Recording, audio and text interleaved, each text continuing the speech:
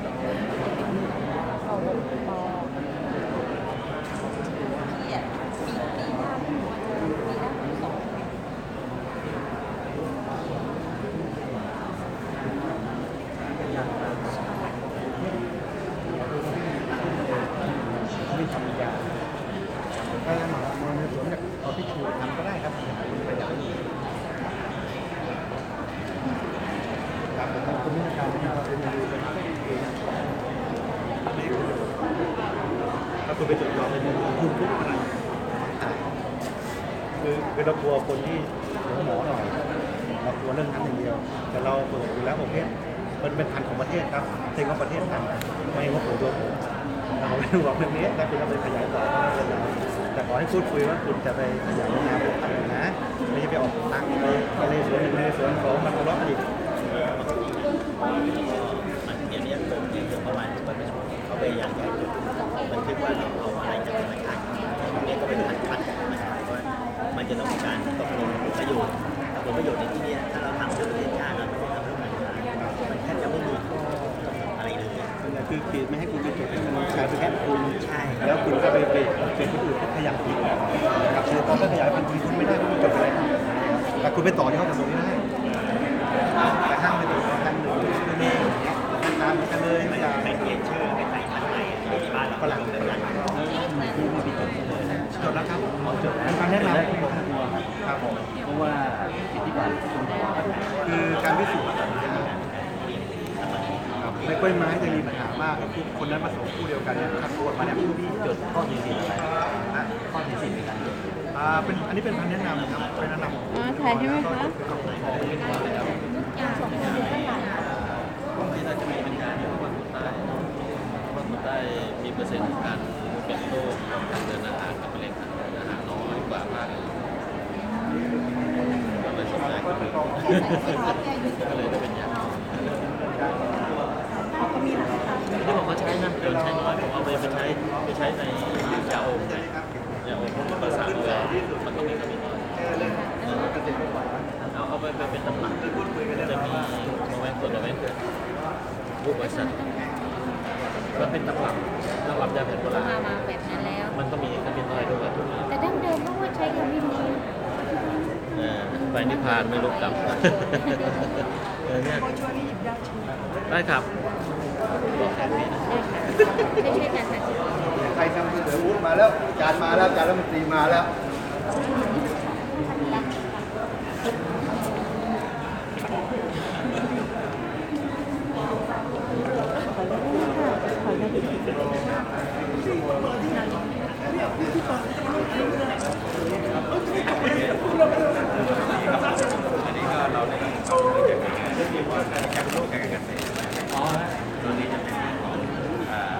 นี่เราเป็นการ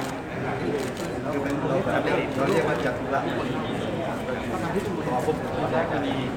กอปุ๊บเก็บกอปุ๊บกอมาเป็นสายดำกอพายก็คือไฟกอใบไม้ก็คือโบกกอคือดินฉันก็เลยตั้งอยู่จัตุรัสมันเป็นสีก็อยู่จากมาจากซับในดินนี่นะครับจานข้าวเจ้าหน้าที่นะครับนี่เจ้าที่ข้าการเกษตรเขาพัฒนาพันธุ์ของ ชายดำไม่ใช่ นี่ขมิ้นขมิ้นเดี๋ยวนี้ใหญ่โตมากอาจารย์โอ้พูดดิ ขมิ้นไทยค่ะ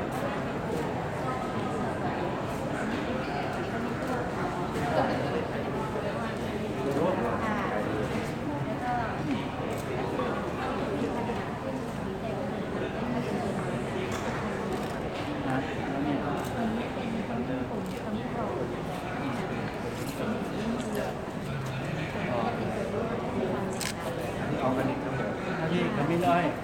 ยาวที่สำคัญคือสารสกัดไหนมีเยอะ สำคัญ สารสำคัญอันนี้สูงกว่าอ๋อไหนท่านประธาน เนี่ยไปสัมมนากันเมื่อวันจันทร์นะ เขาบอกว่าเนี่ยขมิ้นเนี่ยขาดตลาด เขาขายไม่ทันเองอาจารย์ ใช่ไหมครับอันไหนที่ขาย อันนี้จะร้านเดิมกับร้าน84กิน แล้วเราจะสนับสนุนเกษตรกรได้ยังไงครับ ตอนนี้เราก็เพิ่มพลังในการที่จะ อ๋อแล้วต้องปลูกทางใต้แบบเพราะเท่าที่ทราบเนี่ยทางตรังทางสุราษฎร์เนี่ยปลูกแล้วได้ผลผลิตที่ดีใช่ไหมเราต้องเลือกพื้นที่ใช่ไหม ก็ความเหมาะสมเนี่ยทางภาคใต้เนี่ยความเหมาะสมน้ำปริมาณน้ำไม่ไกล อ๋อ แต่เรื่องลักษณะนี้ก็จะให้ก็ตัดให้มัน ขึ้นกับสายพันธุ์ดิน แล้วก็เวลาเก็บ เพราะฉะนั้นเนี่ยตอนนี้ทางรัฐบาลนะก็ให้กรมแพทย์แผนไทยเนี่ยตัวประสานที่จะให้เกิดการเรียกต้นน้ำนะว่าวัตถุดิบเนี่ยต้องเพียงพอแล้วประชาชนก็ปลูกแล้วก็ได้รายได้ที่เหมาะสมอันนี้ก็ขอให้ช่วยกันที่ขับเพราะฉะนั้นมันต้องประสานไปกับทางกรมวิชาการเกษตรใช่ไหมครับนี่อยู่กรมวิชาการเกษตรเอาไม่ชัดๆว่า ตอนนี้ขับเยอะนะ อยู่ศูนย์กลาง เราได้ประชุมร่วมกัน เฉพาะที่ตรังใช่ไหมเนี่ย ทางศูนย์จัดช่วยคัดเลือกพันธุ์ค่ะก็ตอนนี้ก็มีพันธุ์ออกมาดีหลายพันธุ์ค่ะของเด็กก็ได้ขยายแล้วเราก็กำลังรวบรวมพันธุ์ว่าที่การก็คือกระจายหลายที่เนี่ยอันไหนก็ดีกว่า เร็วๆเพราะว่าเดี๋ยวคนได้ออกอีกปีไม่ทันเพราะตอนนี้ดูเดือดขาดตลาด แค่เรียนกันอันนี้เป็นการขยายต้นแบบพันธุ์ดีเมื่อกี้ครับเพราะเราขยายได้มาที่เดียววิธีที่จะได้ในช่วงว่าคู่นี้จะขยายได้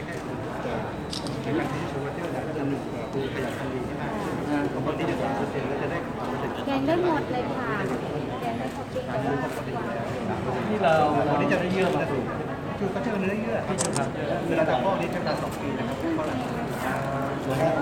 นี้เชื้อมันเยอะมากคือเรียกว่าเชื้อพันธุ์ที่ต่อสู้จะโตได้ดีกว่าพันธุ์ทั่วไป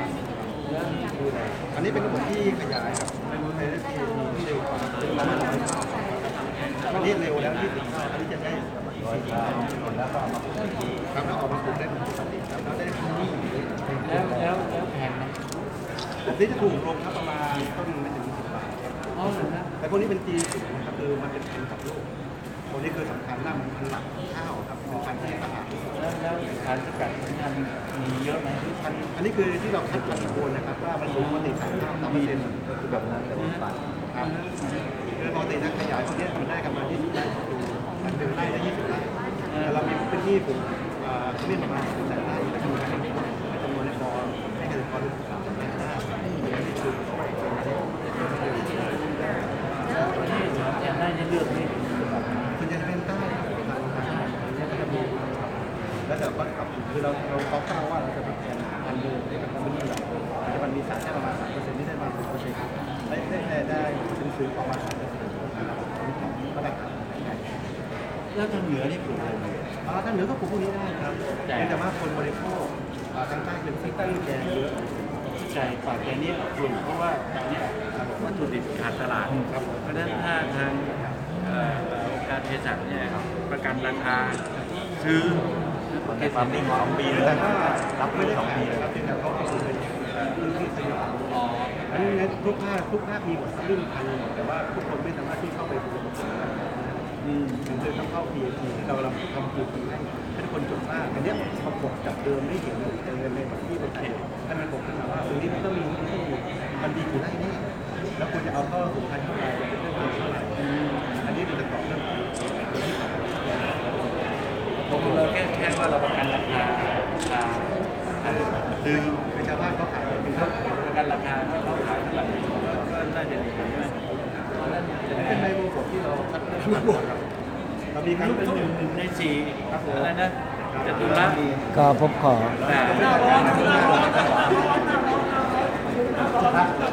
เรามีเส้นกันหน่อยครับ ใช่ค่ะใช่ การทาน หน้าร้อนดีคือหน้าร้อนสนาหน้าร้อนเป็นระบบนี่สมุนไพรหน้าร้อนเมษาเลยลงมันฟื้นทำมัน เป็นสิ่งที่ปีครับอันนี้คือการแปรรูปที่เราศึกษามาแล้วครับเราสามารถทำให้ที่มีคุณภาพได้ของมาตรฐานเรา นี่คือมิ้นจัน พวกกระมิ้นกันพวกไฟเรามีระบบการอบที่ถูกต้องสามารถทำให้สกัดได้จะเป็นเหมือนกันครับอันนี้เราทำถึงเรื่องของการสกัดเป็นพิษดาได้ก็เรียกการที่ต้องมีครับ ไม่ได้ทันเดียวกับมิ้นนี่เป็นตัว ครับผมแล้วก็ต่อเนื่องกันไปเรื่อยๆครับแต่นั่นคือความนะครับอาจารย์สังเกตว่าตัวเล็กครับ เล็กนิดเดียวนี่ ตัวเล็กตัวด้วงตัวมันเริ่มเลยตัวด้วงนี่ครับด้วงกับ นี่พันไหน นกทองครับมิ้นทองกับตันหนึ่ง ไม่ใช่โน้ตเลย ครับผมก็คือตังหนึ่งตันหนึ่งนั่นตังเป็นเล็กครับตัง4 ทับ 4คือต่อนี่คือเป็นพันธุ์ขนาดใหญ่เป็นพวกพี่แกงคือผสมคนละอย่างครับ นั่นคือมิ้นแกง คนจะตัง2จะเป็นขมิ้นแกงครับขมิ้นยาจะเป็นยาตังหนึ่งครับเราเป็นตรวจสอบ ให้ไปไหน มีเรื่องของพันธุ์แนะนำครับคือตัวว่า ให้ไปไหน ครับเป็นยาที่นี่จากศูนย์ไหนจากสีเกตครับสีเกตคือมันทุกหน่วยงานมันก็สีเกต นี่ผมรู้ว่า อะไรครับมันงานเนี่ยเราทำมันเป็นเสือ มีนามบัตรไหมคะได้ไม่ทราบเลยเพราะว่าดินแบบแข็งดินแบบไม่ได้สารสำคัญคือบอกว่าบางที่ถ้า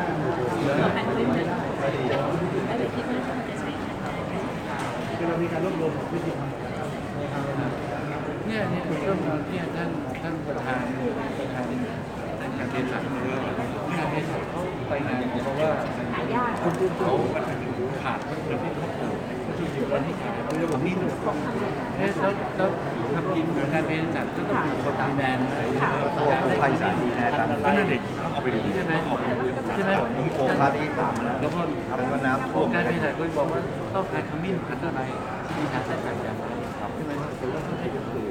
ประธานกระทรวงการต่อกับในมือนะ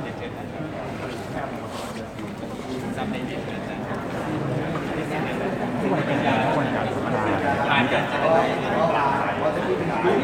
วันนี้มาทางสวทชแล้วก็ทางงานศูนย์นาโนนะครับมาพัฒนาให้รูปแบบให้เป็นผลิตภัณฑ์ต่างๆเชิญจานนะครับ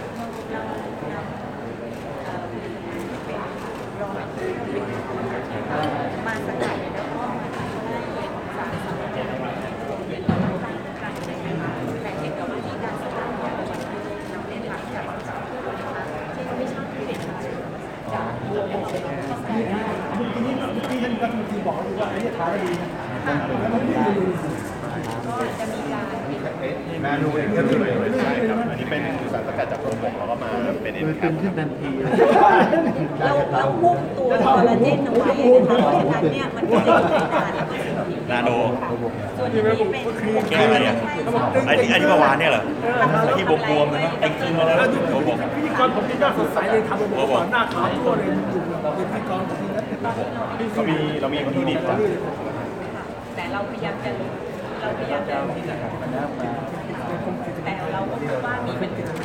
ว่าสังกัดแล้วจากในขณะนี้เราอยากที่จะเป็นสาธารณสุขลงทุนเรื่องการศึกษาเป็นกรีนอินแซคชั่นที่อาจารย์แล้วการเภสัชก็จะกลับได้ไหมอันนี้คือตัววิทยาศาสตร์การแพทย์ทำได้ไหมผมเข้าใจว่ากระทรวงนี้ได้แพนแฟคทอรี่แล้วใช่ไหมใช่แต่อันนั้นเป็นการเขาบอกเขาสามารถใช้การสารอะไรไม่สารสกัดอย่างนี้ไม่เป็นกรีนผมนึกเป็นของเชื้อเนี่ยท่านถามว่าใครเป็นสารสกัดเราที่เราเนี่ยสกัด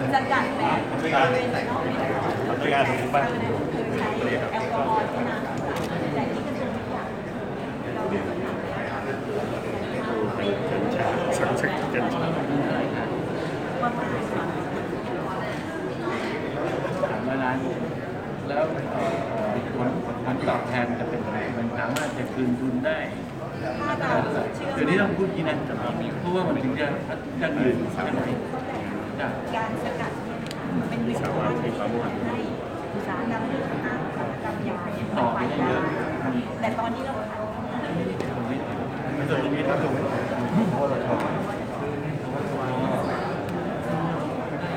อันสูวิทย์เนี่ยมันหนุนกันอยู่แล้วบอก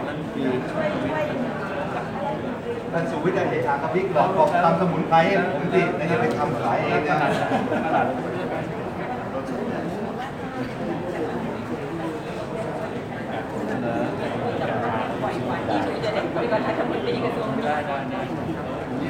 ไม่ได้คุยกับรัฐทีมเองคุยกับทีมนะกลับไปเราไปบอกได้อยู่กับการ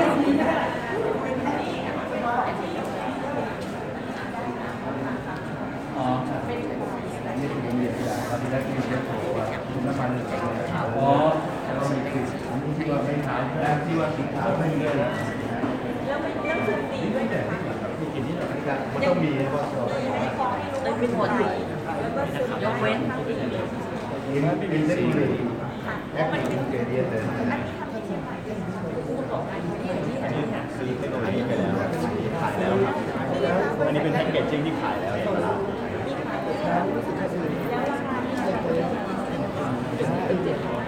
แล้วขายอะไรเนี่ยมันก็เป็นราคาเพราะฉะนั้นอยากถามว่าสกัดแล้วได้ที่ขายแรกๆ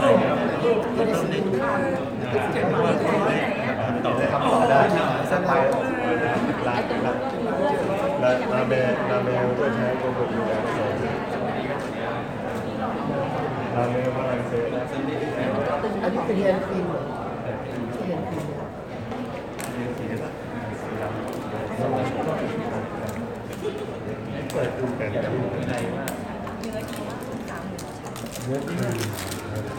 สาวๆเป็นสิวเนี่ยกลัวจะเป็นอะไรเป็นผู้ชาย ไหล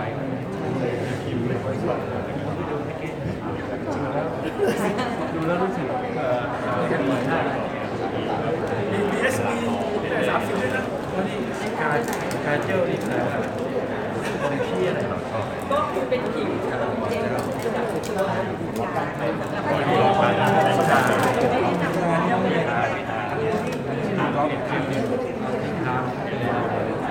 การเจล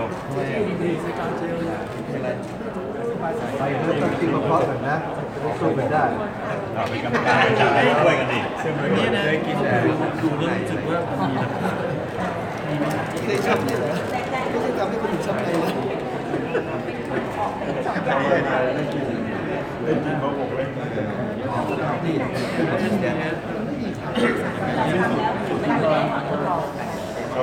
ขาจะทำขาย จะให้คุณมีการไหน นี่เป็นโปรเจกต์ของเจล นี่นั้นที่ต้องการคนนี่มันโบกใช่ครับมีได้ประมาณวันละเดี๋ยวมันทำด้วยกันให้เรามาเป็นฐาน แต่เราทำ สกัดกัญชาอะไรมาได้ช่วยเป็น แบบใส่เอ็กซ์แซน ลงมาต้องการไปแล้วนะแล้วการเห็นมันมีลงมา300 ล้านไม่มีอยู่แล้ว300 ล้านไปต่อข้าวบ้านเขาวันละนิด อาจารย์เป็นแบบใส่เอ็กซ์แซนเป็นกรีนเอ็กซ์แซนทำได้ยังไง ของพวกมันจะทำใหม่ครับ จะลง คุยรู้ว่าจะ อาจารย์ถามว่าอยากทำเป็นตอนนี้มันมีแต่ก่อนไม่มีแล้วจะทำเป็นใหญ่ที่ที่ไหน ได้คนที่คุยด้วยนะเพราะว่าจัดการที่ไหน มีพระคุณสงฆ์จะสายปีนี้ขอเทนเดินต่อด้วย สนใจอันนี้แก้อะไร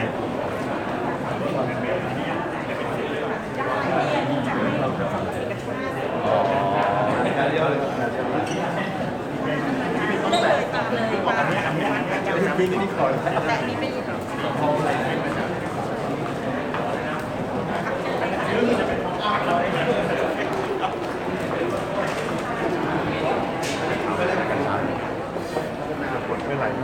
ไม่รู้ ไปช่วยคนร่างหน้าตา นี่ก็ใช้ดำนะ ชายดำมันเป็นอย่างนี้นะ การก็เป็นอย่างนี้ เขาไม่ธรรมดา ไม่ใช่เรื่องแล้วหรอเราลองพิซซ่าอ๋อ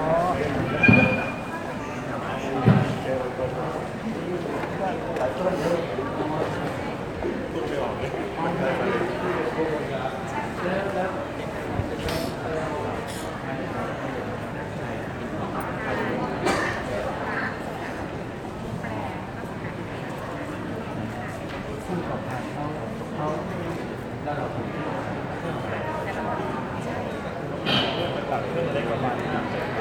ตอนนี้มาเครื่องเล็กๆมาทำเป็นฐานประจำจะได้มีมาตรฐานว่า เปิดยังไงอ๋อตัว เดี๋ยวรู้ วันนี้ผิวจะ ไม่เล่าไม่เล่ากันไม่เล่ากัน เดี๋ยวนี้ทาเยอะแล้วเนี่ย แล้วมีอะไรเยอะหลายชิ้น เดี๋ยวเส้นเลือดเนียนนะจ๊ะ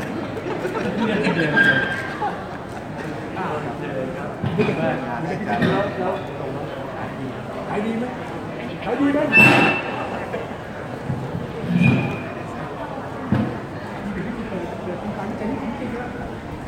กับความของกราบขอบคุณท่านรัฐมนตรีว่าการกระทรวงสาธารณสุขเป็นอย่างสูงนะครับซึ่งในแล้วแบบนี้ครับขอเรียนเชิญท่านรัฐมนตรีว่าการกระทรวงสาธารณสุขนะครับกราบอาจารย์คือแพทย์ศรีสุขล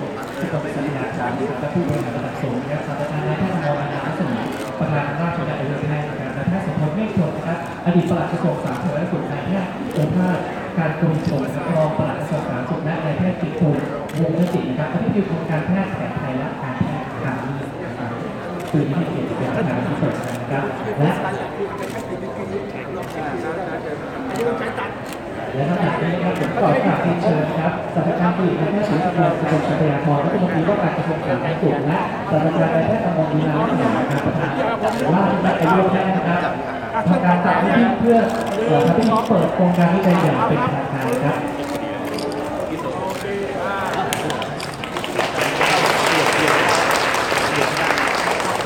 ทีนี้ขอให้ท่านผู้และผู้บริหารสูงร่วมถ่ายรูปนะครับเพื่อเป็นเกียรตินะครับในที่เปิดโครงการวิจัยการฟ้าทลายโจรเพื่อเป็นการศึกษาประสิทธิผลนะครับของสารสกัดฟ้าทลายโจรในการรักษาการติดเชื้อระบบทางเดินหายใจส่วนบนนะครับ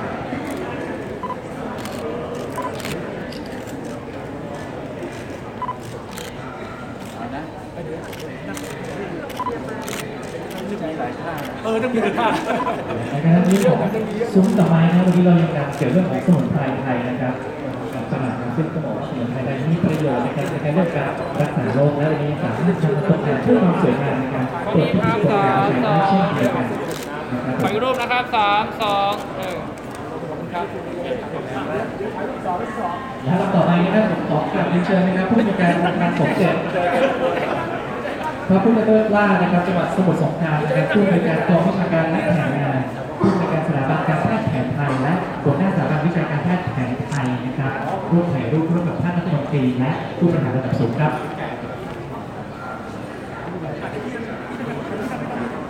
ไอ้ชาตัวเปล่าตัวกลางตัวกลางและวันนี้นะครั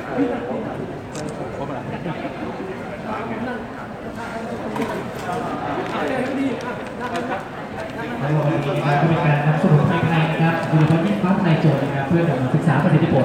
นะครับเพื่อนำมาใช้ในการรักษาโรคนะครับให้บอกว่าสมุนไพรไทยเรานี่มีประโยชน์นะครับต้องขอบคุณท่านรัฐมนตรีและผู้บริหารระดับสูงเป็นอย่างสูงนะครับผมร่วมถ่ายภาพให้เกียรติกับพวกเราครับ ขอกล้องหลังก่อนนะครับกล้องหลัง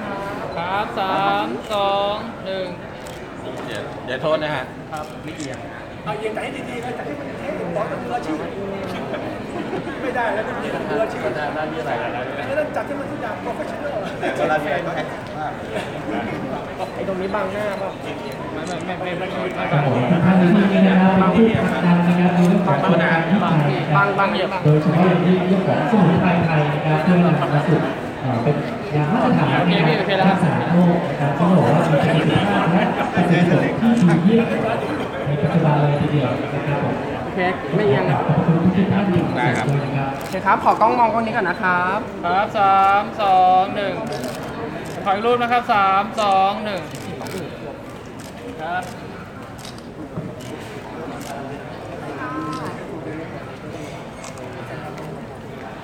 ถือว่าวันนี้เป็นการนำนะครับผู้นำในเรื่องของการวิจัยในการเรื่องของสมุนไพรไทยนะครับซึ่งการเกิดจากท่านรัฐมนตรีว่าการกระทรวงสาธารณสุขและผู้บริหารระดับสูงนะครับขอบคุณเป็นอย่างสูงในที่นี้อีกรูปนึงนะครับ โอเคครับ1 2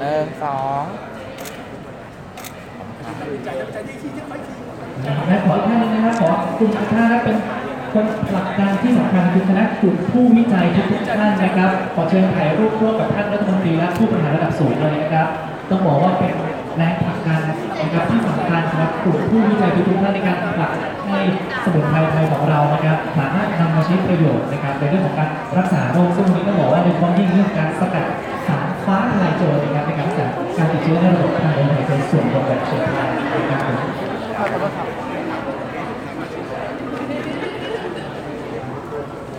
ต้องบอกว่าถือเป็นมิติใหม่ในการและต้องบอกเป็นทางการขับเคลื่อนในการเพื่อนำสมุนไพรไทยนะครับออกมาเป็นที่ยอมรับในการรักษาโรคต้องบอกว่าสมุนไพรไทยของเรานั้นมีประสิทธิภาพและมีประสิทธิผลอย่างสูงในการในปัจจุบันสามารถนำมาใช้รักษาได้ในหลายโรคเลยทีเดียวนะครับผมข้อมูลของแม่จากประเทศเป็นภาพที่สุดนะครับผม เช็ค บางพี่ข้างหลังของท่านบาง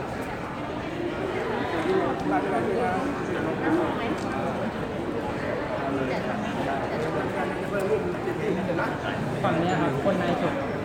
โอเคครับจะหาช่องไฟมองกล้องนะครับ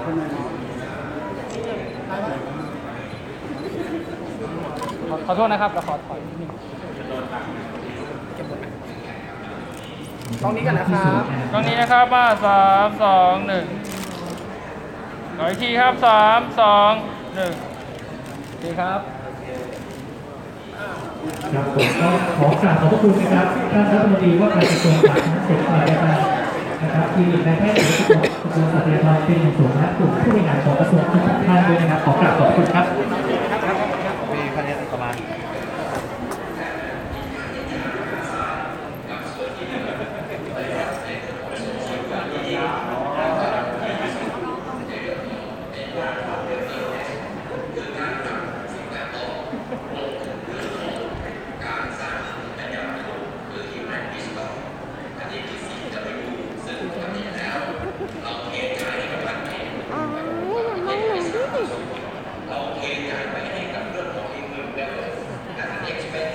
ขอโทษที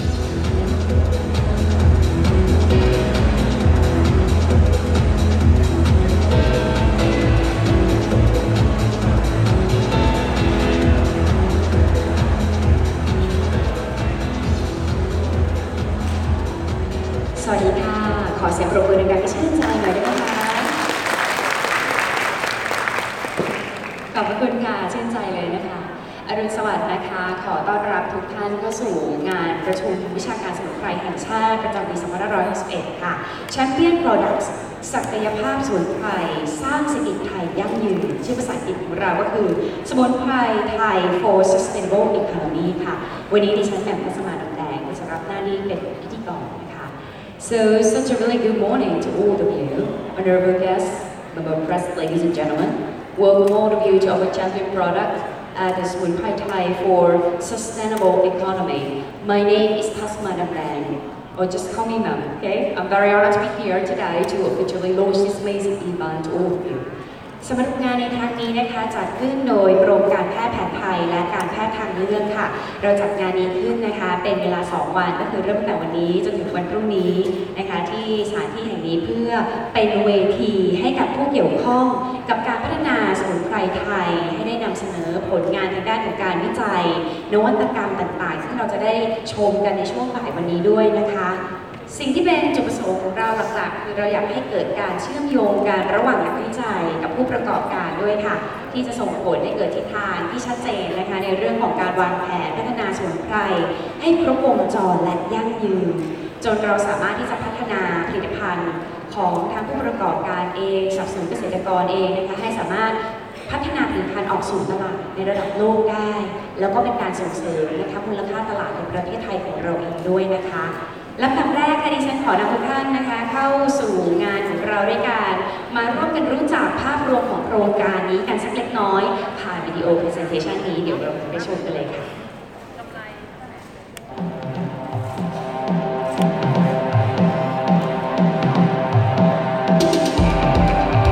สมุนไพรไทยภูมิปัญญาการแพทย์แผนไทยซับเนดิสินจากภูมิปัญญาเปรียบดุจอัญมณีอันล้ำค่ามรดกทางภูมิปัญญาที่ทรงคุณค่าเป็นเอกลักษณ์สะท้อนวัฒนธรรมวิถีชีวิตของคนไทยจากอดีตต่อเนื่องจนถึงปัจจุบันโดยเฉพาะอย่างยิ่งการนำสมุนไพรไทยและการแพทย์แผนไทยสู่การใช้ประโยชน์ในการดูแลสุขภาพและเสริมความงามกำลังเป็นที่นิยมทั่วโลกก่อให้เกิดกระแสที่ทำให้มนุษย์หันกลับมาหาวิธีการทางธรรมชาติที่หลากหลายในการสร้างคุณภาพชีวิตที่ดีให้กับตัวเองครอบครัวและคนใกล้ตัวดังนั้นแผนแม่บทแห่งชาติว่าด้วยเรื่องการพัฒนาสมุนไพรไทยฉบับที่ 1 พุทธศักราช 2560 ถึงพุทธศักราช 2564 ที่เกิดขึ้นในรัฐบาลยุคพลเอกประยุทธ์จันทร์โอชาเป็นนายกรัฐมนตรีจึงเป็นพลังผลักดันที่แข็งแกร่งบนความร่วมมือของ11องค์กรได้แก่กระทรวงเกษตรและสหกรณ์กระทรวงทรัพยากรธรรมชาติและสิ่งแวดล้อมกระทรวงวิทยาศาสตร์และเทคโนโลยีกระทรวงศึกษาธิการกระทรวงอุตสาหกรรมกระทรวงพาณิชย์กระทรวงการท่องเที่ยวและกีฬากระทรวงมหาดไทยสภาอุตสาหกรรมแห่งประเทศไทยสภาหอการค้าแห่งประเทศไทยและกระทรวงสาธารณสุขร่วมกันขับเคลื่อนเพื่อตอบโจทย์ความต้องการของกระแสสังคมโลกโดยการขับเคลื่อนดังกล่าวมุ่งเป้าเพื่อสร้างสรรค์ผลิตภัณฑ์จากสมุนไพรไทยที่มีศักยภาพสู่การผลิตในระดับอุตสาหกรรมให้เป็นผลิตภัณฑ์สมุนไพรที่มีคุณภาพประสิทธิผลและปลอดภัยสามารถสร้างมูลค่าเพิ่มออกสู่ตลาดเป็นอีกหนึ่งทางเลือกของผู้บริโภคในการดูแลสุขภาพและสร้างรายได้ให้แก่ประเทศเพิ่มศักยภาพในการแข่งขันทางการตลาดรวมทั้งมุ่งเป้าให้มีการนำสมุนไพรไทยภูมิปัญญาการแพทย์แผนไทยไปใช้ในการสร้างเสริมสุขภาพและรักษาโรคให้มากขึ้นส่งเสริมให้เกษตรกรและผู้ประกอบการมีรายได้เพิ่มขึ้นจากการปลูกสมุนไพรการค้าวัตถุดิบสารสกัดและผลิตภัณฑ์สมุนไพรที่มีคุณภาพด้านมาตรฐานสากลสร้างมูลค่าทางเศรษฐกิจของประเทศอย่างยั่งยืนบันไดสู่ความสำเร็จตามเป้าหมายที่กล่าวมาแล้วนั้นล้วนเกิดจากการบูรณาการของภาคส่วนต่างๆที่มีการศึกษาวิจัยและการพัฒนานวัตกรรมส่งเสริมสมุนไพรไทยมาอย่างต่อเนื่องมีการสร้างมูลค่าเชิงเศรษฐกิจให้เห็นเป็นรูปธรรมได้ชัดเจนได้แก่อุตสาหกรรมผลิตภัณฑ์เสริมอาหารมีมูลค่า 46,500 ล้านบาทมีอัตราเติบโตร้อยละ 11.5 ต่อปีอุตสาหกรรมยาจากสมุนไพรมีมูลค่า 6,800 ล้านบาทมีอัตราเติบโตร้อยละ 11 ต่อปี อุตสาหกรรมอาหารและเครื่องดื่มจากสมุนไพรที่มีมูลค่าตลาด 2,600 ล้านบาทมีอัตราเติบโตร้อยละ 9 ต่อปี อุตสาหกรรมเครื่องสำอางมีมูลค่าทางการตลาดถึง 180,000 ล้านบาทมีอัตราเติบโตร้อยละ 8 ต่อปีเราจะมุ่งมั่นสร้างมูลค่าเพิ่มจากทรัพย์ในดินสินจากภูมิปัญญาให้เป็นอัญมณีแห่งสยามผ่านการเจรไนด้วยการวิจัยการพัฒนาเทคโนโลยีที่ทันสมัยและการสร้างสรรค์นวัตกรรมจนก่อเกิดเป็นอัญมณีอันล้ำค่าจากสมุนไพรไทยสู่เวทีการประชุมวิชาการสมุนไพรแห่งชาติประจำปี 2561 ศักยภาพสมุนไพรไทยสร้างเศรษฐกิจไทยยั่งยืน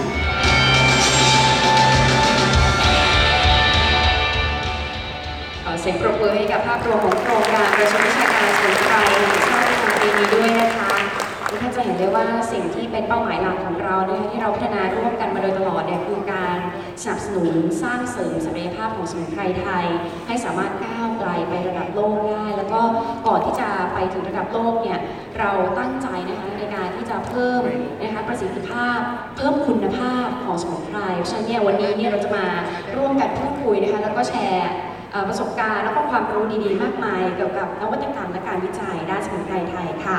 ลำดับแรกที่ฉันขอเรียนเชิญท่านศาสตราจารย์คลินิกเกียรติคุณนายแพทย์ปิยะสกลสัตยาธรรัฐมนตรีว่าการกระทรวงสาธารณสุขท่านประธานในพิธีให้เกียรติขึ้นรับฟังรายงานด้านบนเวทีขอเสียงปรบมือต้อนรับท่านด้วยค่ะ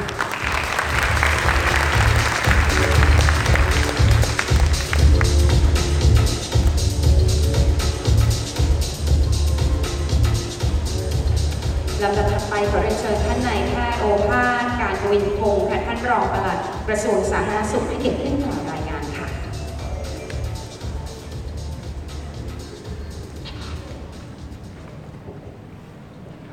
กราบเรียนท่านรัฐมนตรีว่าการกระทรวงสาธารณสุขกับผมในนามของผู้จัดการประชุมวิชาการสมุนไพรแห่งชาติในหัวข้อ Champion Products ประเด็นศักยภาพสมุนไพรสร้างเศรษฐกิจไทยยั่งยืนสมุนไพรไทย for Sustainable Economy มีความยินดีและขอบพระคุณท่านที่กรุณาให้เกียรติมาเป็นประธานในพิธีเปิดการประชุมในวันนี้กระผมขอรายงานความเป็นมาและวัตถุประสงค์ของการจัดงานพอสังเกตเพื่อทราบดังนี้ตามที่คณะรัฐมนตรีเห็นชอบและอนุมัติแผนแม่บทแห่งชาติว่าด้วยการพัฒนาสมุนไพรไทยฉบับที่ 1 พุทธศักราช 2560 ถึง 2564 ที่กระทรวงสาธารณสุขและกระทรวงที่เกี่ยวข้องรวม 9 กระทรวงเสนอภายใต้วิสัยทัศน์สมุนไพรไทยเพื่อความมั่นคงทางสุขภาพและความยั่งยืนของเศรษฐกิจไทยเพื่อเป็นแนวทางกำหนดภารกิจแผนงานและองค์กรที่เกี่ยวข้องทั้งภาครัฐเอกชนสู่การขับเคลื่อนอย่างเป็นเอกภาพอันจะส่งผลให้ประเทศมีความมั่นคงทางสุขภาพทั้งมิติด้านการส่งเสริมสุขภาพการป้องกันโรคการรักษาพยาบาลและฟื้นฟูสภาพร่างกายเกิดความยั่งยืนของเศรษฐกิจในระดับชุมชนระดับอุตสาหกรรมและระดับประเทศต่อไปภายใต้ยุทธศาสตร์ที่ 4 สร้างความเข้มแข็งของการบริหารและนโยบายของภาครัฐเพื่อการขับเคลื่อนสมุนไพรไทยอย่างยั่งยืนได้กำหนดมาตรการส่งเสริมและพัฒนาสมุนไพร Champion Products ที่มีศักยภาพของประเทศเพื่อให้เกิดทิศทางที่ชัดเจนในการวางแผนพัฒนาสมุนไพรไทยให้ครบวงจรเป็นรายชนิดพัฒนาเป็นผลิตภัณฑ์ออกสู่ตลาดและสร้างเศรษฐกิจให้กับประเทศได้โดยแบ่งออกเป็น 3 มิติได้แก่มิติด้านศักยภาพมิติด้านความต้องการและมิติด้านความน่าสนใจในอนาคตซึ่งมีหลักเกณฑ์ในการพิจารณาในแต่ละมิติอย่างนี้มิติด้านศักยภาพพิจารณาจากศักยภาพในด้านต่างๆที่ทำให้การส่งเสริมให้สมุนไพรนั้นเป็น Product Champion สามารถบรรลุเป้าหมายโดยมีเกณฑ์ในการพิจารณา3เกณฑ์คือความพร้อมของการวิจัยความสามารถนำไปต่อยอดในเชิงพาณิชย์และความสามารถในการผลิตวัตถุดิบมิติความต้องการพิจารณาจากความต้องการในการบริโภคด้านต่างๆซึ่งได้แก่อาหารยาเครื่องสำอางและผลิตภัณฑ์สปาซึ่งสอดคล้องต่อความต้องการของตลาดทั้งในประเทศและต่างประเทศมิติด้านความน่าสนใจในอนาคตพิจารณาจากแนวโน้มการเปลี่ยนแปลงบริบทต่างๆที่จะส่งผลต่อความต้องการในการบริโภคสมุนไพรเนื่องจากสรรพคุณที่ต้องการมีการพัฒนาเพื่อให้สามารถรองรับกับการเปลี่ยนแปลงในอนาคตจากหลักเกณฑ์ดังกล่าว ได้มีการประชุมร่วมกันระหว่างนักวิชาการที่มีความเชี่ยวชาญในการพัฒนาสมุนไพรผู้ประกอบการอุตสาหกรรมสมุนไพรและหน่วยงานภาครัฐที่เกี่ยวข้องร่วมกันกำหนดสมุนไพรแชมเปี้ยนโปรดักต์ดังนี้มิติด้านศักยภาพ5 ชนิดได้แก่กวาวเครือขาวกระชายดำขมิ้นชันบัวบกและมะขามป้อมมิติด้านความต้องการ7 ชนิดได้แก่กระชายพริกไพรฟ้าทลายโจรกระเจี๊ยบแดงว่านหางจระเข้และหญ้าหวานซึ่งในปีงบประมาณ 2560 กระทรวงสาธารณสุขร่วมกับกระทรวงที่เกี่ยวข้องขับเคลื่อนโครงการตามแผนงานบูรณาการขับเคลื่อนสมุนไพรเชิงพาณิชย์เศรษฐกิจ4 ชนิดได้แก่กระชายดำขมิ้นชันบัวบกและไพรการประชุมวิชาการสมุนไพรแห่งชาติครั้งนี้จึงเป็นเวทีให้ผู้ที่เกี่ยวข้องกับการพัฒนาสมุนไพรไทยได้นำเสนอผลงานวิชาการการวิจัยนวัตกรรมเกิดความเชื่อมโยงระหว่างนักวิจัยและผู้ประกอบการอันจะส่งผลให้เกิดทิศทางที่ชัดเจนในการวางแผนพัฒนาสมุนไพรให้ครบวงจรและยั่งยืนพัฒนาเป็นผลิตภัณฑ์ออกสู่ตลาดและสร้างเศรษฐกิจให้กับประเทศต่อไปในโอกาสนี้กับผมขอกราบเรียนเชิญท่านรัฐมนตรีว่าการกระทรวงสาธารณสุขได้กรุณากล่าวเปิดการประชุมวิชาการสมุนไพรแห่งชาติแชมเปี้ยนโปรดักต์และมอบนโยบายการพัฒนาสมุนไพรไทยต่อไปขอกราบเรียนเชิญครับ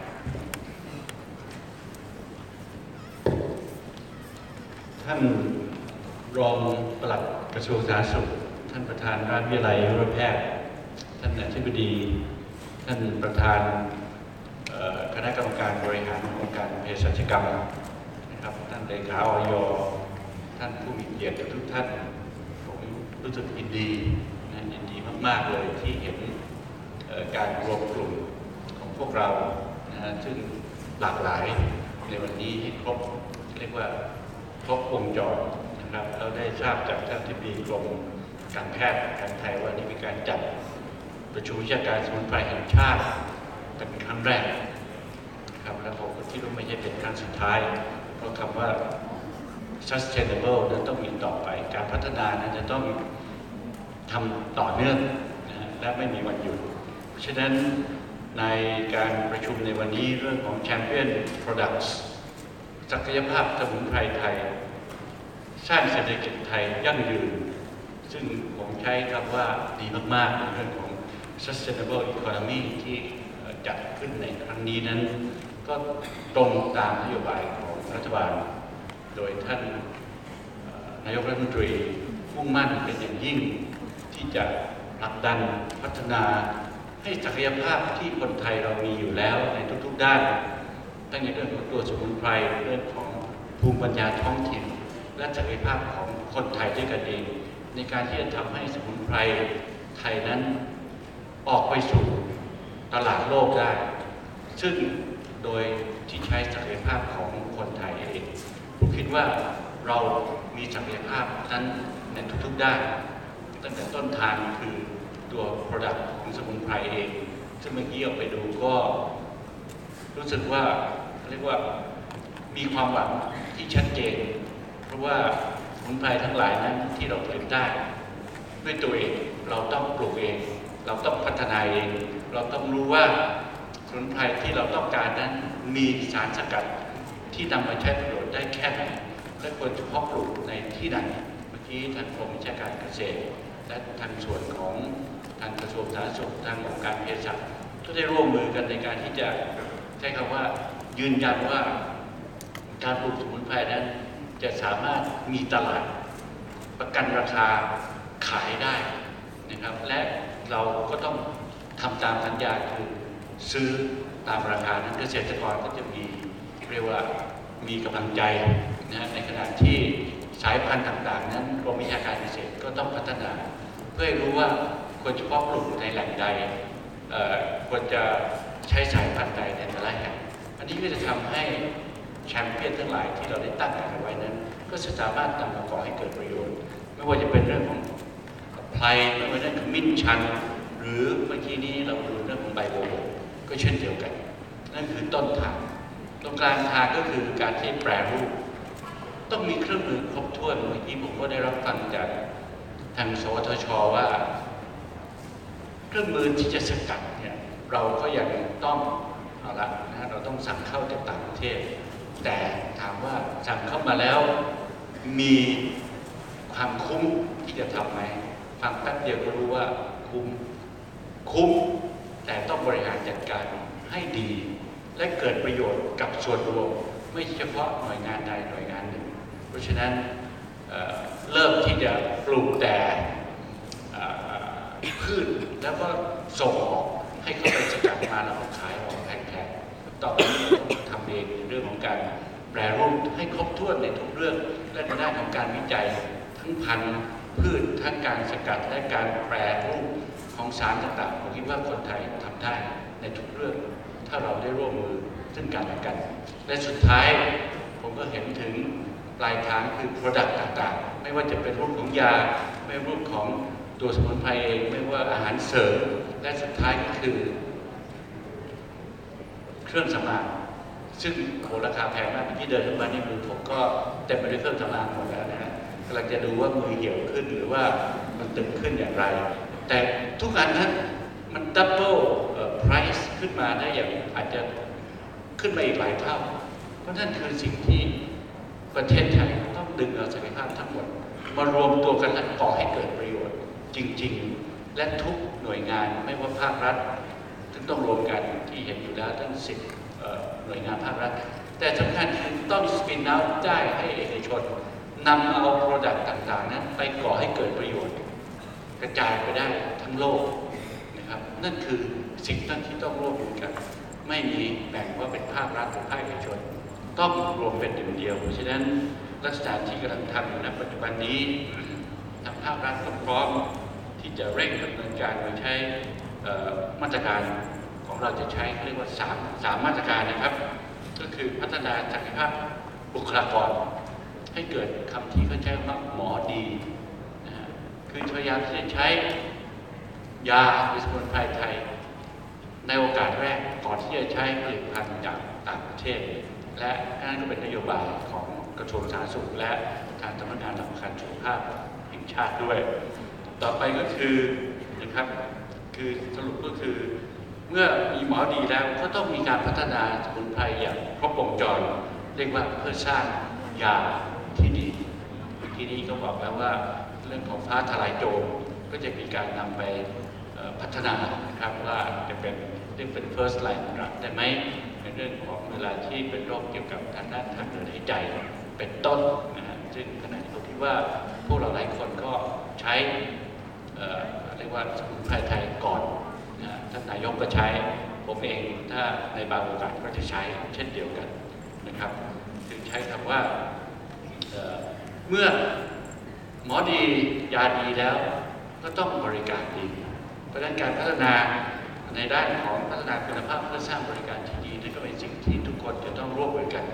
นะครับดังนั้นก็คือดำเนินแผนปฏิบัติการที่เรียกว่า Thailand Thai First นะครับเอาผลิตภัณฑ์เอายา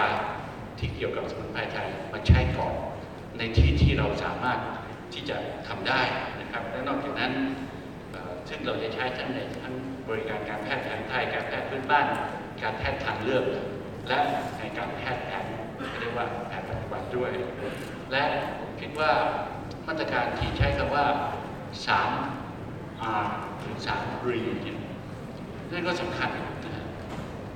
เริ่มแรก Re แรกคือ Rebranding เร่งสร้างค่านิยมนะครับแผน Thailand First เพิ่มการเข้าถึงสมุนไพรเมื่อกี้นี้ผมเห็นถึงเขาเรียกอะไรนะการที่ทำให้รูปร่างของผลิตภัณฑ์น่าดูน่าใช้นั่นเป็นสิ่งที่ rebranding ได้ดีมากนะครับเริ่มที่จะใช้ขวดเก่าๆแล้วก็มันไม่จำเป็นต้องเก่าแล้วมันจะดีนะดูแล้วน่าใช้เนี่ยนะมันเป็นสิ่งที่เขาเลือกก่อนเลยข้างในเป็นยังไงอีกเรื่องนึงแต่ข้างในก็เราก็ดีด้วยเพราะฉะนั้นนั่นคือสิ่งที่มันต้องเกิดขึ้นในเรื่องของ rebranding มันจะทำให้ทุกอย่างนั้นมีการเพิ่มคุณค่าทั้งในเรื่องของวัฒนธรรมพื้นบ้านเพิ่มมูลค่าทางเศรษฐกิจพัฒนาเมืองสมุนไพรซึ่งขณะนี้ก็เกิดขึ้นในหลายจังหวัดทั่วประเทศครับอันที่สองคือเรื่องของ reassurance นะครับบูรณาการการแพทย์แผนไทยร่วมกับคลินิกหมอครอบครัวพัฒนาคุณภาพมาตรฐาน ขยายความครอบคลุมจัดบริการพัฒนารองรับคุณภาพสมุนไพรให้ได้นะครับและสุดท้ายก็คือเรื่องของ research and innovation ผมคิดว่าตรงนี้เมื่อก่อนนี้เราคิดว่าเป็นจุดอ่อนนะแต่หลังจากที่ทุกคนตื่นตัวเนี่ยผมคิดว่าอันนี้กลายจะเป็นจุดแข็งเพราะว่าการ research and innovation คนไทยไม่ว่าสวทช.ไม่ว่าหน่วยงานของภาคเอกชนก็มีการทำ research innovation มีการทำผลิตภัณฑ์เสริมสวยเนี่ยนะเข้าด้วยอะไรต่ออะไรเยอะแยะเมื่อกี้นี้อะไรใบบัวบกก็สามารถเอามาทำเป็นเซรั่มอะไรเยอะแยะไปหมดและขายดีด้วยนะอะไรก็ตามที่เป็นธรรมชาติในขณะนี้ทุกคนพร้อมใจที่จะให้อยู่แล้ว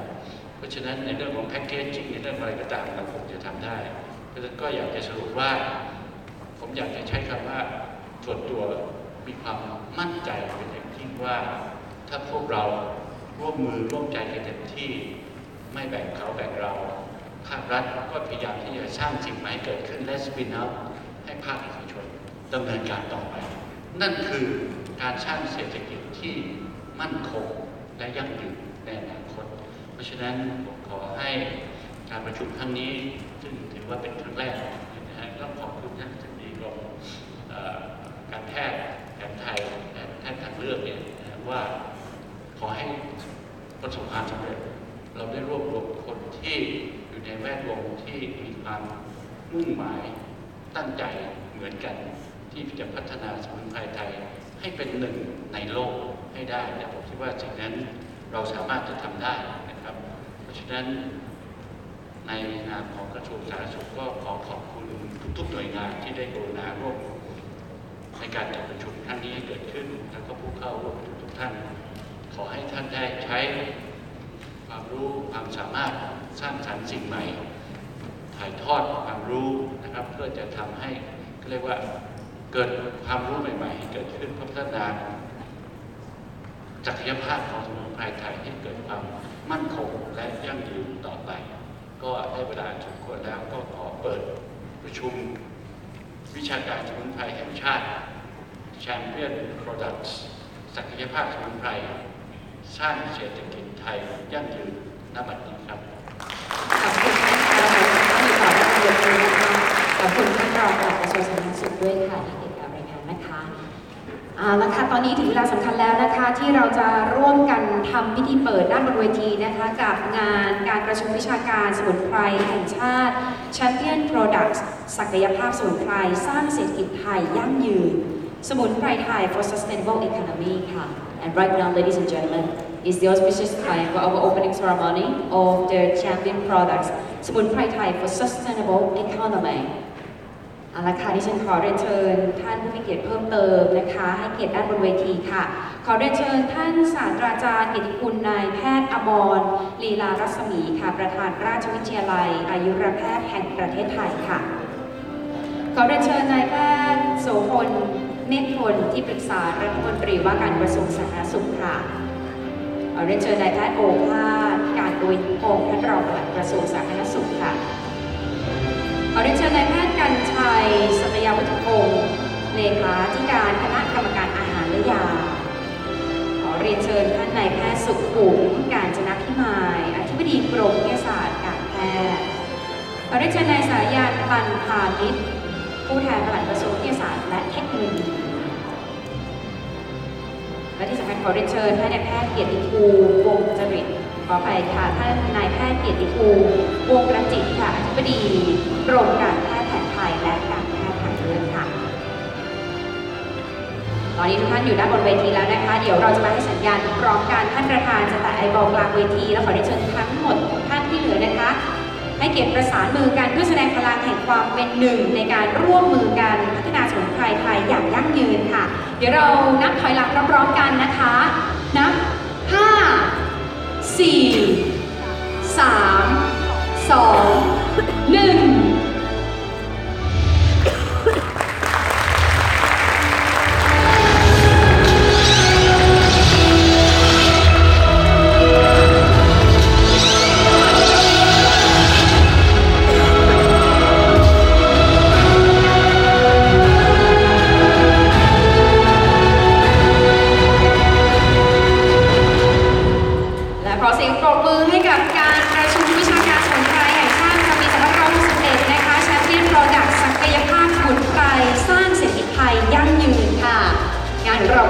เป็นทางการแล้วนะคะลำดับถัดไปดิฉันขอเรียนเชิญทุกท่านด้านบนเวทีให้เกียรติถ่ายภาพร่วมกันนะคะขอเรียนเชิญทุกท่านประสานมือรวมพลังกันอีกครั้งหนึ่งนะคะเพื่อเป็นการถ่ายภาพหมู่ร่วมกันค่ะเดี๋ยวขออนุญาตเก็บไอบอลเราก่อนนะคะเรียนเชิญได้เลยค่ะประสานมือประสานพลังร่วมกันนะคะเพื่อพัฒนาศักยภาพและคุณภาพของสมุนไพรไทยของเราให้มั่นคงและยั่งยืนต่อไปค่ะ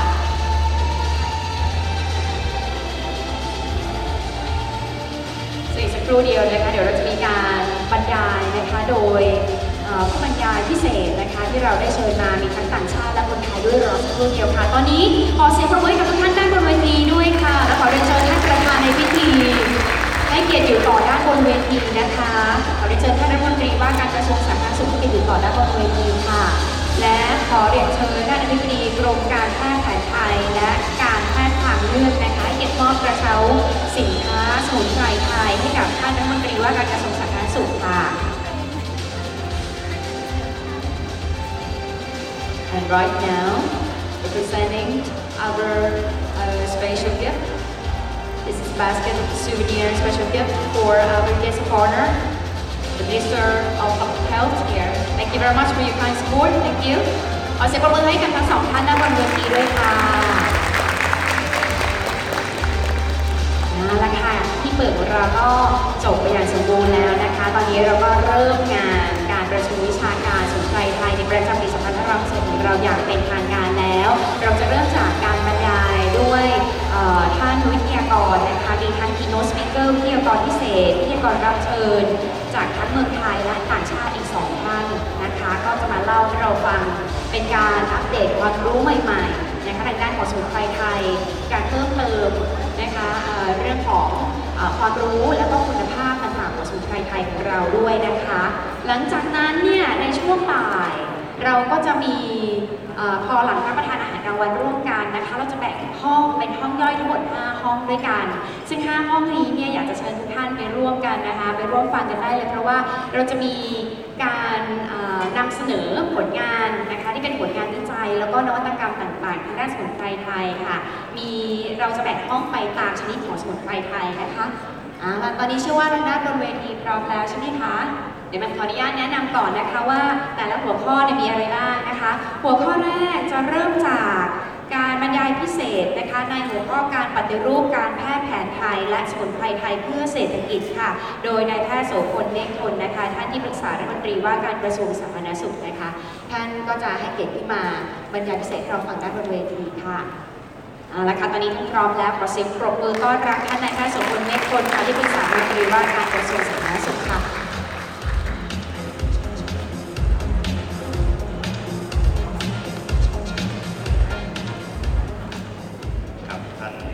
ราชไตรยุรแพทย์นะครับผู้เข้าร่วมประชุมทุกท่านนะครับขอบคุณทางกรมการแพทย์แผนไทยนะครับที่ให้เกียรติเชิญผมได้มาพูดเกี่ยวกับเรื่องการปฏิรูปประเทศด้านสาธารณสุขนะครับแล้วก็ประเด็นเรื่องของการปฏิรูปการแพทย์แผนไทยนะจริงรัฐบาลมีการตั้งคณะกรรมการปฏิรูปประเทศขึ้นมาหลายด้าน11ด้านนะครับแต่ด้านสาธารณสุขก็มีประเด็นนะครับว่าเราควรจะปฏิรูปอะไรการปฏิรูปก็คือการทำให้ดีขึ้นนะครับหรือวางให้มันเหมาะสมนะครับเรามองเรื่องของการแพทย์แผนไทยเนี่ยเป็นประเด็นหนึ่งในการที่ต้องมีการปฏิรูปนะครับที่สำคัญจริงๆตามรัฐธรรมนูญแห่งราชอาณาจักรไทยมีอยู่2ประเด็นหลักๆนะครับคือเรื่องของการจัดให้มีการแพทย์ประสิทธิภาพนะครับดูแลประชาชนในสัดส่วนที่เหมาะสมกับอีกประเด็นคือเรื่องของการบริหารจัดการนะครับระบบหลักประกันสุขภาพแห่งชาติ2ประเด็นแต่คณะกรรมการการปฏิรูปประเทศด้านสาธารณสุขที่มีท่านนายแพทย์เสรีตู้จินดาเป็นประธานเนี่ยนะครับมองว่ามีประเด็นอื่นๆอีกนะครับผมเองนี่ก็ได้ท่านตีส่งชื่อไปนะฮะแล้วก็ได้เป็นกรรมการปฏิรูปประเทศด้านสาธารณสุขด้วยนะครับมีส่วนในการรับผิดชอบประเด็นเรื่องของการปฏิรูปการแพทย์แผนไทยนะครับก็ร่วมกับทางกรมการแพทย์แผนไทยเนี่ยนะครับทำขึ้นมานะครับสำหรับเป้าหมายของการปฏิรูปในครั้งนี้นะครับเรื่องของประเด็นการแพทย์แผนไทยเนี่ยนะครับทำอย่างไรให้ประเทศไทยเนี่ยมีความมั่งคั่งมั่นคงนะฮะแล้วก็ยั่งยืนนะครับมั่งคั่งจากอะไรบ้างไม่ว่าจะเป็นเรื่องของงานบริการนวดจากผลิตภัณฑ์สมุนไพรและก็การแพทย์แผนไทยนะครับแล้วก็มั่นคงในระบบบริการสุขภาพด้วยการแพทย์แผนไทยนะครับแล้วก็ พึ่งตนเองได้ด้วยเพื่อให้เกิดความยั่งยืนอันนี้คือเป้าหมายนะครับโดยเรามีประเด็นในการปฏิรูปอยู่ทั้งหมดเนี่ย3ประเด็นด้วยกันนะครับอันที่1คือด้านเศรษฐกิจ industry นะครับ2คือในระบบบริการของเราเรื่อง service อันที่3ก็คงเป็นเรื่องของระบบการศึกษาการแพทย์แผนไทยนะครับมองว่าถ้าเกิดเรามีการปฏิรูปหรือทำให้ดีขึ้นใน3ระบบนี้ได้เนี่ยนะครับก็จะทำให้ไปถึงวิสัยทัศน์นะครับการแพทย์แผนไทยที่จะมีความมั่นคงมั่งคั่งและก็ยั่งยืนนะครับสำหรับเป้าหมายเนี่ยเราคุยกันอย่างนี้ครับเราคุยกันว่าเป้าหมายเนี่ยเป็นระยะไกล20 ปีเพื่อให้เห็นภาพนะครับแล้วก็เป้าหมายระยะ5 ปีแล้วก็1 ปีนะครับโดยมีอยู่ใน3ส่วนด้วยกันที่อยากให้เป็นเป้าหมายนะครับคือ1ในส่วนของบุคคลแต่ละคนนะครับส่วนที่2คือเรื่องของสังคม3ก็คือประเทศชาติซึ่งนี่อยู่ในรัฐธรรมนูญแห่งราชอาณาจักรไทยนะครับจริงเรื่องการปฏิรูปอยู่ในมาตรา258นะครับคือในส่วนบุคคลเนี่ยทำอย่างไรให้ได้รับบริการได้รับสิ่งดีๆนะครับในส่วนสังคมก็คือเกิดความเป็นธรรมเป็นเอกภาพนะครับประเทศชาติก็เรื่องของความยั่งยืนมั่นคงนะครับในเรื่องของแพทย์แผนไทยเนี่ยนะครับเพื่อเศรษฐกิจเนี่ยนะครับประเทศไทยส่งออกผลิตภัณฑ์ทั้งสารสกัดผลิตภัณฑ์แล้วก็วัตถุดิบ1 ใน 5ของโลกแน่นอนนะเราคงเน้นที่ผลิตภัณฑ์นะครับแล้วก็มาสารสกัดคงไม่ส่งออกวัตถุดิบเหมือนที่ท่านได้พูดถึงนะฮะส่วนที่2ก็คือสังคมครับมีผลิตภัณฑ์ที่มีคุณภาพและก็มีมาตรฐานใช้ในชีวิตประจำวันส่วนบุคคลเนี่ยเกษตรกรไทยทำให้มีรายได้จากสมุนไพรนะครับแล้วก็สารสกัดในการสกัดสังเคราะห์สมุนไพรเพื่อนำเข้าสู่อุตสาหกรรมในอย่างน้อย5 ตัวนะครับส่วนในระยะ5 ปีเนี่ยเรามองที่มูลค่านะครับมูลค่าที่ทำให้เพิ่มขึ้นนะครับอย่างวัตถุดิบสารสกัดใน 3.6 แสนล้านบาทนะครับมีรายได้จากเครื่องสำอางแล้วก็อาหารเสริมจากวิธีทัศน์จะเห็นนะครับสิ่งที่เป็นรายได้ส่วนใหญ่จะเป็นเรื่องของเวชสำอางกับเรื่องของอาหารเสริมนะครับข้อ3นี่สำคัญครับอุตสาหกรรมสารสกัดได้รับการพัฒนาอันนี้มองว่าเราคงไม่ได้ขายครูดโปรดักต์อย่างเดียวนะครับถ้าเกิดทำเป็นสารสกัดขึ้นมาอย่างเช่นขมิ้นชันอย่างเงี้ยนะครับหรือโบโบอย่างเงี้ยนะซึ่งเราบางทีเราต้องไปซื้อสารสกัดจากประเทศอินเดียอย่างเงี้ยนะครับที่เราเป็นสิ่งซึ่งเราต้องพัฒนาอยู่นี้ขึ้นมาให้ได้นะครับอันที่4คือเรื่องของการปลูกสมุนไพรนะครับเพื่อทดแทนพืชอย่างอื่นหรือป่าที่เสื่อมโทรม100,000 ไร่นะครับอันที่5ก็คือเรื่องของตลาดกลางเรื่องของวัตถุดิบและก็สมุนไพรนะครับอยากให้เกิดขึ้นอันที่6คือมีเรื่องของฐานข้อมูล Big Data นะครับอันที่7เป็นเรื่องของมีเรื่องของการวิจัยและพัฒนานะครับส่วนในระยะ1 ปีเนี่ยนะครับการที่ทำสารสกัดมันก็ต้องมีมาตรฐานสารสกัดที่1เลยเนี่ยทำอย่างไรให้มีมาตรฐานสารสกัดนะครับน้ำมันหอมระเหยตอนนี้เราก็เน้นที่4 ตัวหลักๆก่อนนะครับ4 ตัวหลักที่ท่านอธิบดีท่านพูดถึงเรื่องกพขนะครับกไก่ก็คือกระชายดำพพานคือไพรนะฮะพใบไม้คือบัวบกขอไข่ก็คือขมิ้นชันมันต้องมีมาตรฐานสารสกัดของ4 ตัวนี้เป็นหลักก่อนเสร็จแล้วก็ตัวอื่นต่อมานะครับข้อ2ก็มีผลงานวิจัยและก็พัฒนานวัตกรรมนะครับในการที่จะสกัดแล้วก็ผลิตเป็นเครื่องสำอางที่สำคัญได้นะฮะอันที่3มีมาตรฐานผลิตภัณฑ์ทุกระดับก็คือจะเป็น SME จะเป็นระดับอุตสาหกรรมหรือระดับครัวเรือนนี้นะต้องทำได้นะครับมีมาตรฐานนะครับอันที่5คือแนวทางขึ้นทะเบียนผลิตภัณฑ์นะครับตอนนี้ผู้ประกอบการคงจะบอกนะฮะเรื่องของการขึ้นทะเบียนผลิตภัณฑ์เนี่ยมีปัญหานะครับอาจจะช้าเนี่ยนี่คือส่วนซึ่งจะต้องมีการเป็นรูปและทำให้เร็วขึ้นนะครับอันที่5คือตั้งแต่ต้นทางเลยมีสายพันธุ์สมุนไพรที่สำคัญ4 ตัวเนี่ยนะฮะอย่างเช่นขมิ้นชันนะทำในสายพันธุ์ไหนซึ่งให้สารสำคัญได้สูงนะอย่างข้างนอกเราจะเห็นนะครับพันธุ์ตรัง1หรือตรัง8.4-2หรือพันธุ์ทับทิมสยามอะไรเงี้ยนะหรือแดงสยามของมหาวิทยาลัยเกษตรนะครับ6นี่คือผลักดันร่างด้วยระดับผลิตภัณฑ์สมุนไพร7คือความเป็นไปได้ในการจัดตั้งองค์กรเพื่อวิจัยและก็พัฒนายาจากสมุนไพรนะครับกิจกรรมสำคัญจริงๆเนี่ยนะครับในเรื่องนี้ในปีนี้ที่จะเน้นเนี่ยพัฒนาเรื่องของ Big Data นะครับ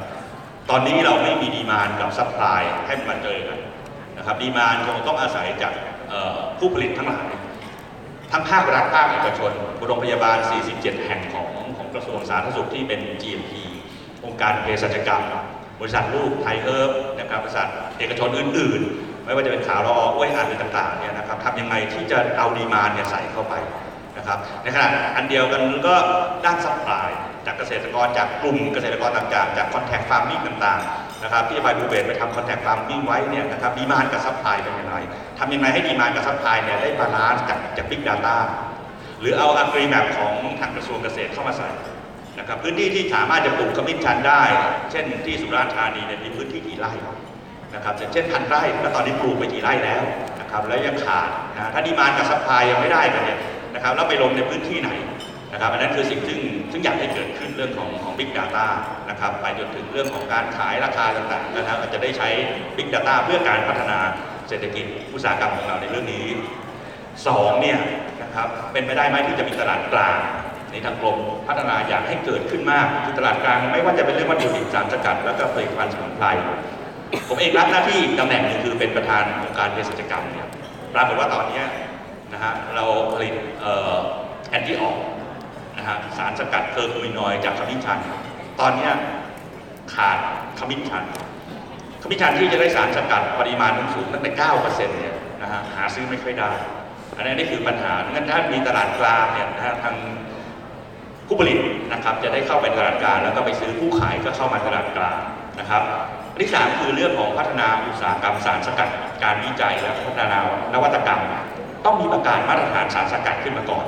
นะครับแล้วเราทำยังไงสกัดให้ได้ตามมาตรฐานนะครับแล้วก็มีการขายนะขายทั้งสารสกัดหรือขายทั้งเป็นโปรดักต์นะครับเพราะฉะนั้นต้องมีการพัฒนาโรงงานสารสกัดนะครับเมื่อสักครู่เดินตรงบูธเนี่ยสปทช.ก็อยากจะทำเรื่องสกัดด้วย CO2 extraction นะครับเพราะตอนนี้เราใช้เรื่องของเอทานอลเนี่ยนะครับทำยังไงสารสกัดเนี่ยนะฮะสกัดให้ได้ดีนะครับเหมือนยกตัวอย่างตัวบกเนี่ยนะสกัดอย่างไรให้ได้ปริมาณสารสำคัญมากแล้วก็ในราคาลดค่าใช้จ่ายไม่เช่นนั้นเนี่ยสารสกัดของเราเองผลิตแล้วเนี่ยราคาแพงกว่าต่างประเทศนะครับผู้ผลิตเราก็ไปนำเข้ามานะฮะนั่นคือสิ่งที่ต้องพยายามเร่งนะฮะเราอาจต้องใช้เวลาเพราะว่าคนอื่นเขาเดินหน้าไปมากกว่าเราแล้วนะครับเรื่องของการสร้างความเชื่อมั่นและภาพลักษณ์ที่ดีของสมุนไพรไทยนะครับอันนี้ก็เป็นเรื่องที่สำคัญนะครับเพราะว่าตอนนี้นะครับการที่มีวิชาการขึ้นมาเนี่ยนะครับเพื่อให้ได้เห็นนะครับว่าสารสำคัญนะครับหรือยานะครับหรืออย่างเช่นทางราชวิทยาลัยเข้ามาช่วยอย่างเงี้ยนะครับเพื่อดูว่าสารสกัดเรื่องของฟ้าทลายโจรเนี่ยได้ผลดีไหมในการรักษานะครับคนที่เป็น URI หรือเป็นไข้หวัดนะฮะโดยเฉพาะยิ่งถ้าใช้ในระยะแรกเนี่ยนะครับใช้ทั้งสารสกัดหรือใช้ตัวครูดโปรดักต์ของฟ้าทลายโจรเนี่ยผลออกมาเป็นเช่นไรนะครับเพื่อให้แพทย์ในโรงพยาบาลได้มั่นใจนะครับในเรื่องของประสิทธิผลมั่นใจในเรื่องของความปลอดภัยไซด์เอฟเฟกต์ดีไหมนะครับมั่นใจในเรื่องของคุณภาพของยานั่นคือสิ่งซึ่งผมว่าหลังจากที่เรามีการวิจัยร่วมกับทางราชวิทยาลัยอายุแพทย์กับเครือข่ายโรงพยาบาลต่างๆนะครับเราทำหลายเซ็นเตอร์นะครับถ้าผลออกมาเนี่ยนะครับเพื่อให้คลินิเชียนหรือให้คุณหมอที่รักษาเนี่ยได้เกิดความมั่นใจนะครับแล้วก็เรื่องของการตั้งองค์กรในการที่จะพัฒนางานวิจัยนะครับแล้วก็พัฒนาสารต่างๆไม่ว่าจะเป็นเรื่องสารสกัดเรื่องของการหาพันธุ์ที่ดีที่สุดนะครับแล้วก็ทำด้าน clinical study เรื่องที่2ประเด็นที่2คือปฏิรูประบบบริการนะครับบริการเนี่ยใน20 ปีเนี่ยนะฮะเราทำอย่างไรให้เป็นไทยเราเป็น1 ใน 3ของโลกด้านการแพทย์ดั้งเดิมนะครับอันที่2มีระบบการแพทย์แผนไทยที่ผสมผสานนะครับครอบคลุมหน่วยบริการทุกระดับนะครับแล้วก็ประจำครอบครัว3คงเป็นเรื่องประชาชนเข้าถึงบริการในระดับปฐมภูมิครอบคลุมทุกแห่งอันนั้นคือเป้าหมายในระยะ20 ปีส่วนใน5 ปีเนี่ยนะครับก็เป็นผู้นำในอาเซียนนะครับ20 ปีเป็นผู้นำระดับโลกนะครับทำอย่างไรให้มีระบบการแพทย์แผนไทยในระดับปฐมภูมิให้ครอบคลุมให้ได้ถึง50%นะครับอย่างเช่นเราเนี่ยตั้งคลินิกหมอครอบครัวขึ้นมาอย่างเงี้ยนะครับทำยังไงคลินิกหมอครอบครัวมีการใช้บริการด้านการแพทย์แผนไทยด้วยนะครับให้คนไทยมีความเชื่อมั่นแล้วก็ชอบแล้วก็ใช้แพทย์แผนไทยในลำดับแรกก่อน150ตอนนี้มันอยู่ที่ประมาณ 20% นะครับจะเพิ่มตรงนี้ขึ้นมาได้อย่างไรนะครับก็คงต้องอยู่ทางเรื่องของในเชิงวิชาการในเรื่องของภาพลักษณ์ของแพทย์แผนไทยในเรื่องของการสื่อสารต่างๆนะครับข้อ4คือการวิจัยพัฒนาสมุนไพรเช่นกระท่อมกัญชามาใช้ทางการแพทย์นะฮะผมเองเพิ่งไปดูงานที่แคนาดามาเรื่องกัญชานะครับเขาใช้กัญชาในทางการแพทย์ตั้งแต่ปี 2001ใช้ที่อย่างถูกต้องตามกฎหมายนะครับโดยเขาเริ่มประกาศว่ากัญชาเนี่ยใช้รักษากลุ่มโรคอะไรบ้างนะ นะครับคนที่จะใช้ได้เนี่ยต้องมีใบสั่งแพทย์เริ่มแรกเขาให้ผู้ป่วยเนี่ยปลูกกัญชาได้คนละ4 ต้นนะครับแต่ก็เกิดปัญหาคือคุณภาพของกัญชาเกิดปัญหาคือกัญชามันเข้าไปในตลาดมืดรัฐบาลก็อนุญาตให้ตั้งโรงงานผลิตกัญชานะครับที่ไปดูเนี่ยเขาบอกว่าโรงงานที่ไปดูเนี่ยแคปเฟรียเนี่ยตั้งมา4 ปีแล้วอีกบริษัทหนึ่งคือซูพรีมนะครับไปดู2 บริษัทนะครับเขาทำตั้งแต่คัดสายพันธุ์เอาเม็ดกัญชามาแล้วก็เพาะแล้วได้ต้นแม่ซึ่งคิดว่าดีที่สุดให้สารสำคัญ2 ตัวเนี่ยนะหลักๆเนี่ย CBD กับ THC เนี่ยให้สารสำคัญสูงแล้วแต่ละสายพันธุ์ก็ให้สารสำคัญที่ไม่เท่ากันแตกต่างกันมันขึ้นกับอินดิเคชันในการใช้ของโรคต่างๆตามคำใบสั่งของแพทย์เนี่ยนะแล้วเขาปลูกในกระโจมนะปลูกในกระโจมเป็นกรีนเฮาส์นะฮะผมคิดว่า 1,000 ตารางเมตรอาจจะกระดาษเท่าๆกันนี้นะครับแล้วก็ปลูกในถุงอาจจะใช้ดินเทียมอาจจะใช้กับมะพร้าวนะครับแล้วก็ต้องปรับเรื่องอุณหภูมินะครับปรับเรื่องแสงนะครับช่วงที่มันเจริญเติบโตก็ให้แสงอาจจะ8 ชั่วโมง 12 ชั่วโมงอะไรนะถ้าเกิดว่าตอนช่วงจะเร่งให้ออกดอกเขาก็ต้องปรับอุณหภูมิอะไรต่างๆเพราะกัญชาเป็นพืชเมืองร้อนนะครับแต่ไปปลูกที่แคนาดาซึ่งเป็นเมืองหนาวนะครับแต่เขาควบคุมสารสำคัญที่จะให้ไปทางสายยางระบบด้วยคอมพิวเตอร์ต่างๆนะครับแล้วเก็บผลผลิตหลังจากที่ปลูกเนี่ยประมาณ5 เดือนส่วนสำคัญคือดอกซึ่งมีน้ำมันเนี่ยถ้าเราลองบี้ดูเนี่ยนะพอบี้ที่ดอกมันเนี่ยมันจะมีเหมือนมันติดมาที่มือเนี่ยดมจะมีกลิ่นยาแต่ถ้าดมที่ตัวดอกเองโดยไม่บี้เนี่ยมันก็จะโอเคนะมันเป็นกลิ่นแบบเป็นเขียวเป็นพืชเลยนะนั่นนี่คือจุดซึ่งเขาพัฒนาแล้วเขาก็นำไปใช้ที่สำคัญเนี่ยคือโรคลมชักนะครับแล้วก็เรื่องของโครนิกเพนนะครับสำหรับของเราเองเนี่ยนะครับเราก็มองกันว่ามันมีที่ใช้ไหมในทางการแพทย์ของแพทย์แผนไทยซึ่งในหลายตำรับของแพทย์แผนไทยเนี่ยต้องเข้ากัญชานะครับในขณะที่ทางด้านแผนปัจจุบันเนี่ยนะครับไม่ว่าจะเรื่องของ PFC ลมชักเรื่องของพาร์กินสันนี่ก็เป็นโรคซึ่ง2 โรคเนี่ยบางทีครั้งไม่มียาหรือแม้แต่โรคที่3เรื่องของมะเร็งเนี่ยนะครับมะเร็งในการที่จะฆ่าเซลล์มะเร็งเนี่ยก็คงต้องทดลองที่มาอะไรต่างๆพยายามทดลองว่าคอแลกิโอซีเอคอแลกิโอคาร์ซิโนมาเนี่ยนะมะเร็งของท่อน้ำดีเนี่ยกัญชาสามารถฆ่ามันได้ไหมสามารถที่ใช้รักษามะเร็งได้ไหมนะคงไม่ได้หวังแค่ใน palliative care หรือระยะสุดท้ายซึ่งมีความเจ็บปวดเท่านั้นแต่หวังว่าโอเคกัญชาได้สามารถที่จะมาจัดการกับเซลล์มะเร็งได้หรือไม่นะครับไปจนถึงเรื่องของ chronic pain นั่นคือสิ่งซึ่งในทางการแพทย์นะครับของเขาเนี่ยเขาใช้มาประมาณ4 ปีแล้วต้นหนึ่งนี่มูลค่าที่ถามดูกัญชาต้นปลูก5 เดือนเนี่ยเป็นสารสกัดแล้วอยู่ที่ประมาณสัก10,000ต้องอาศัยกระทรวงเกษตรกับพวกเราเนี่ยต้องพัฒนาสายพันธุ์ไปบวกทางบริษัทเอกชนก็พยายามกับจุฬาพัฒนาสายพันธุ์เพื่อให้สารสำคัญได้สูงนะครับพื้นที่ไหนที่เหมาะนะครับแล้วก็สามารถที่จะบางทีไม่ต้องปลูกในดินนะครับเช่นปลูกในถุงนะแล้วพยายามใส่เรื่องสารสำคัญอะไรต่างๆเขาเองเนี่ยเขาใช้แมลงเต่าทองในการกำจัดศัตรูพืชเลยนะแล้วก็ปลูกระบบปิดเป็นแบบออร์แกนิกนะครับสมุนไพรของเราทำยังไงให้เป็นออร์แกนิกเหมือนที่อภัยภูเบศพยายามทำแล้วก็มีคอนแทคฟาร์มมิ่งต่างๆนะเพื่อรายได้ส่งไปถึงเกษตรกรจริงๆองค์การเกษตรกรรมก็มีการสัมมนานะครับแล้วดูแบบของอภัยภูเบศเราก็จะทำเรื่องของคอนแทคฟาร์มมิ่งนะครับเพื่อให้รายได้ไปถึงเกษตรกรจริงๆนะครับคิดว่าน่าจะเป็นเรื่องที่สำคัญนะครับเป้าหมาย1 ปีในเรื่องของบริการเนี่ยนะครับมีบริการแพทย์แผนไทยในโรงพยาบาลประถมภูมิเนี่ยสัก500 แห่งนะครับที่2ก็คือทำยังไงให้คนไทยเรามีความมั่นใจแล้วก็ใช้บริการนะครับคนไทยมีความรอบรู้ด้านสมุนไพรเรื่องความรอบรู้ Health Literacy เป็นเรื่องที่สำคัญอีกประเด็นหนึ่งซึ่งคณะกรรมการปฏิรูปที่ว่า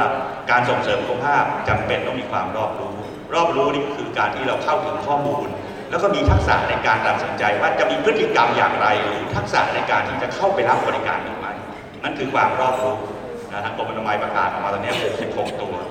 เช่นมีความรอบรู้ในการทำฟื้นคืนชีพ CPR เนี่ยหรือมีความรอบรู้ในการที่ดูแลตัวเองด้านสมุนไพรเช่นเป็นหวัดควรจะเริ่มกินอะไรต่างๆอันนี้เป็นตัวอย่างนะครับทำยังไงให้การนวดนะครับมีภาพลักษณ์ที่ดีภายใต้มาตรฐานและก็เป็นที่ยอมรับทั้งในและก็ต่างประเทศนี่คือเรื่องของเป้าหมายในเรื่องของการปฏิรูประบบบริการกิจกรรมสำคัญก็คือรูปแบบบริการแพทย์แผนไทยในคลินิกหมอครอบครัวทำอย่างไรการจัดตั้งโรงพยาบาลการแพทย์แผนไทยและแพทย์พื้นบ้านประจำภาคนะครับแล้วก็พัฒนาเรื่องของการนวดไทยให้ได้มาตรฐานนะครับอันนี้คือสิ่งที่ทางกรมแล้วก็ทุกๆภาคส่วนนะครับต้องร่วมกันผลักดัน นะครับเรื่องที่3คือปฏิรูปการศึกษาถือว่าเป็นรากฐานที่สำคัญนะครับถ้านักศึกษาที่ผลิตออกมาเนี่ยไม่ได้คุณภาพนะครับหรือไม่มั่นใจนะครับประชาชนผู้มารับบริการหรือวิชาชีพข้างเคียงไม่มั่นใจในบัณฑิตที่จบด้านการแพทย์แผนไทยนั่นคือปัญหาขณะนี้เนี่ยการแพทย์แผนไทยของเรามี2 สายการแพทย์แผนไทยแบบฝากตัวเป็นศิษย์กับการแพทย์แผนไทยประยุกต์ทำอย่างไรให้การแพทย์แผนไทยเนี่ยมีเอกภาพและก็ได้คุณภาพจริงนะครับใน20 ปีเนี่ยทำอย่างไรให้การผลิตแพทย์แผนไทยเราเป็นมาตรฐานเป็นที่ยอมรับในระดับโลกอันนั้นใน20 ปีข้างหน้าอันที่2เนี่ยสังคมมีแพทย์แผนไทยที่มีสมรรถนะสูงในระบบบริการสุขภาพและข้อ3เนี่ยประชาชนได้รับบริการการแพทย์แผนไทยที่มีคุณภาพอันนั้นคือเรื่องระยะ20 ปีใน5 ปีเนี่ยนะครับสิ่งที่สำคัญก็คือหลักสูตรการแพทย์แผนไทยที่สอดคล้องกับสมรรถนะตามมาตรฐานวิชาชีพอันที่2คืออาจารย์ที่สอนนะครับทำอย่างไรให้มีความเชี่ยวชาญนะครับในระดับที่ใกล้เคียงกันอันที่3คือตำราที่ใช้อ้างอิงนะครับมีหลักสูตรว่าสอนอะไรมีครูคนสอนนะฮะแล้วก็มีตำรานะครับอาจจะต้องเป็นการตั้งวิทยาลัยแพทย์แผนไทยพัฒนาหลักสูตรสังกัดกรมการแพทย์แผนไทยหรือจะสังกัดสปช.ซึ่งตอนนี้ผ่านกพล.แล้วเป็นนิติบุคคลที่สามารถประสานปริญญาเองได้นะครับนั่นคือสิ่งที่กระทรวงก็คงต้องมองดีมานะครับแล้วก็จัดการในเรื่องสปายได้นะครับแล้วก็ต้องเป็นเรื่องของ complementary กับ modern medicine ได้นะครับส่วน1 ปีเนี่ยเรามองว่าแพทย์แผนปัจจุบันเนี่ยมีการเพิ่มพูนทักษะ1 ปีนะครับแพทย์แผนไทยควรมีการเพิ่มพูนทักษะนะก็ได้คุยคนที่เรียนนะคนที่เรียนถ้าเป็นแพทย์แผนไทยประยุกต์เนี่ยนะครับเขาก็จะมีการไปฝึกงานตามโรงพยาบาลต่างๆในช่วงที่เรียนนะครับเป็นไปได้ไหมที่จะมีฝึกงานเพิ่มพูนทักษะทุกหลักสูตรของแพทย์แผนไทยไม่จะแพทย์แผนไทยประยุกต์หรือแพทย์แผนไทยดั้งเดิมจะต้องฝึกงาน1 ปีอาจจะเป็นใน primary center หรือโรงพยาบาลซึ่งเป็น excellent center นะครับเหมือนกับแพทย์แผนปัจจุบันนะครับแล้วก็ต้องเป็นแหล่งฝึกซึ่งมีประสบการณ์แล้วก็มีแผนไทยที่ได้มาตรฐานอันนี้คือเพื่อพัฒนาบุคลากรของเรากิจกรรมสำคัญแน่นอนนะครับพัฒนาปรับปรุงหลักสูตรแพทย์แผนไทยนะครับแล้วก็พัฒนาตำราอ้างอิง standard textbook อีกอันก็คือเรื่องของแหล่งฝึกภายใน1 ปีเนี่ยทางกรมพยายามจะช่วยกับทางสภาวิชาชีพหรือทางที่เกี่ยวข้องนะครับเรื่องของเป้าหมายการปฏิรูปประเทศตอนนี้ผ่านสนช.แล้วนะครับแล้วก็ต้องมีหน่วยงานที่รับผิดชอบนะครับแล้วก็ทุกแห่งต้องคอมมิตเมนต์และช่วยกันทำให้ดีขึ้นนะครับครับอันนี้ก็เป็น3 ประเด็นหลักๆนะครับเพราะผมคิดว่าเป็นเรื่องที่สำคัญในการที่จะปฏิรูปเรื่องของการแพทย์แผนไทยอันที่1คือเรื่องของเศรษฐกิจนะครับซึ่งต้องทำเป็นวงจรและจุดที่สำคัญก็ตั้งแต่การปลูกต้นน้ำต้นทางเลยทำอย่างไรให้ได้สายพันธุ์ที่ดีมีมาตรฐานซึ่งกระทรวงเกษตรต้องเข้ามาช่วยพัฒนานะครับเรื่องของการทำสารสกัดนี้ไม่ว่าจะเป็นภาคเอกชนนะสวทช.ที่สกัดเสร็จแล้วก็ถ่ายทอดเทคโนโลยีนะครับองค์การเภสัชกรรมเองก็ต้องนะพัฒนาในเรื่องของเป็นสารสกัดนะครับและอาจจะขายสารสกัดให้กับบริษัทในประเทศไทยหรือส่งออกนะครับแล้วก็ไปถึงโปรดักต์นะโปรดักต์ไม่ว่าจะเป็นเวชสำอางนะครับไม่ว่าจะเป็นเรื่องของอาหารเสริมหรือเรื่องของยานะครับอันนั้นคือทางด้านเศรษฐกิจนะแน่นอนนะในภาครัฐต้องทำเป็น value chain ครบวงจรนะครับเราต้องจับมือไปด้วยกันเหมือนวันนี้ที่ประชุมวิชาการมาจากทุกภาคส่วนนะครับที่2คือระบบบริการ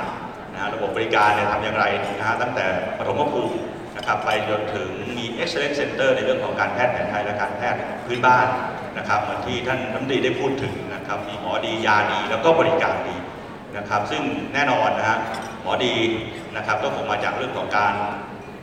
รเทรนนิ่งการศึกษาในข้อที่3นะครับมีบริการดีก็มีระบบนะครับในเรื่องของการปฏิรูปในข้อ2เนี่ยมียาดีก็แน่นอนนะครับจากการพัฒนาในข้อที่1เรื่องของการพัฒนาให้ไ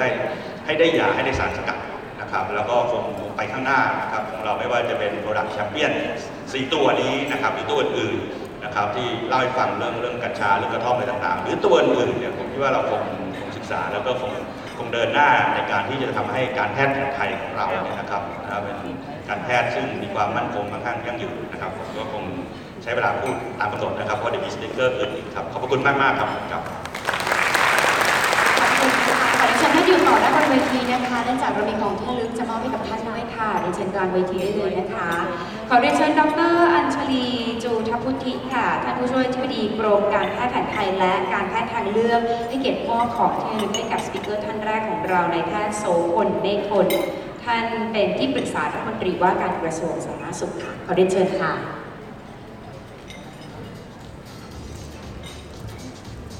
ขอเสียงปรบมือต้อนรับท่านดร.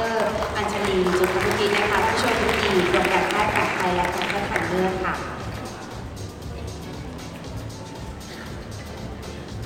เราได้รับฟังไปแล้วนะคะหัวข้อแรกอันนี้เป็นเหมือนการที่เรามาอัปเดตนะคะเรื่องราวสถานการณ์ใหม่ๆนะคะขอบคุณท่าน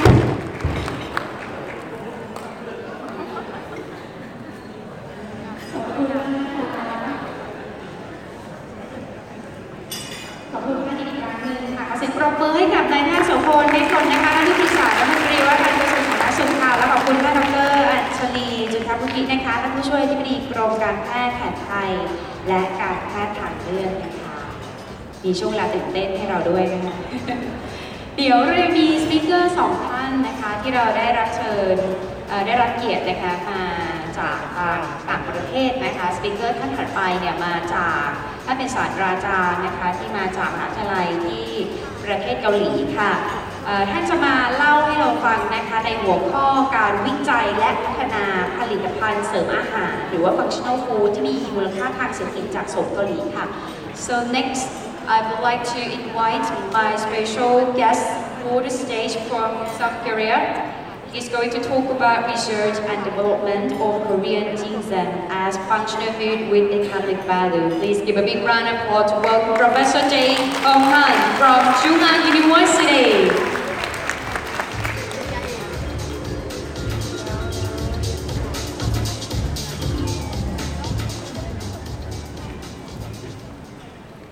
Good morning, everybody. Before I begin, I would like to express my sincere thanks to the organizer of this very nice and big conference, and also my personal thanks to the Dr. Motaka for the specific invitation. Today, I would like to talk about the Korean ginseng, and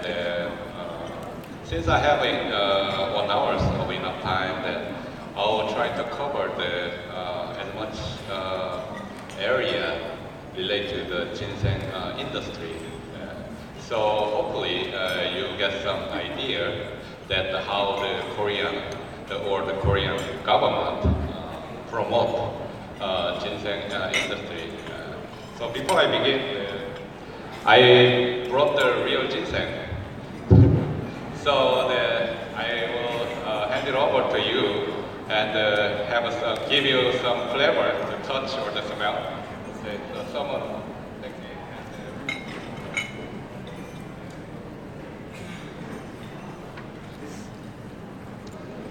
So the title is the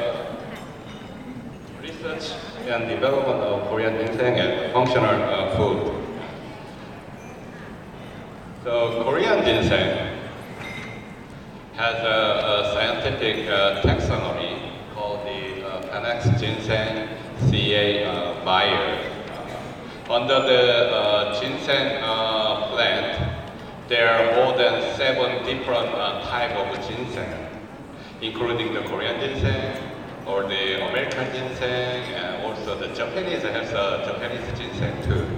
But somehow, Korean ginseng is most popular in the world. So in Korea, we call the ginseng sim or insam in Korean letter. It's been used as a traditional medicine in the region of Korea and Japan and China. Also, it's used as a tonic acid. Has a variety effect like anti-diabetes and also anti-tumor effect proven recently. And also the Korean ginseng listed on the Korean pharmacopoeia, European pharmacopoeia, and also the Japanese and the American pharmacopoeia, UP. In Korea, ginseng considered as a health functional food I'll explain a little more detail later. And also ginseng listed as a general food. Although you consider ginseng as a herbal medicine, ginseng also considered as food in Korea, of course. But in the other country, like Thailand, I know that the ginseng considered as a herbal medicine, not the general food. So you may think about this. For example, if you want to promote grachaidam, you need to set your regulation in Thailand how you define the grachaidam as a food or medicine. There's a good and bad side when you set up the regulation. And excuse me, for the Korean ginseng, I think someone looking at the Korean ginseng now, we only use 4 years to 6 year ginseng. In other words, you get to the ginseng product, you need to wait more than 4 or 6 years. So it has a long years of cultivation. If you are from the faculty of agriculture or those area, you may suspect how the ginseng can survive in one place for many years. Because of that, the farmers, apply lots of pesticides or chemicals. Otherwise, after 5 years, you lose your ginseng, then you don't get anything, right? But now, the Korean government regulating the list of pesticides many years, but now they introduced, beginning of this year, positive list system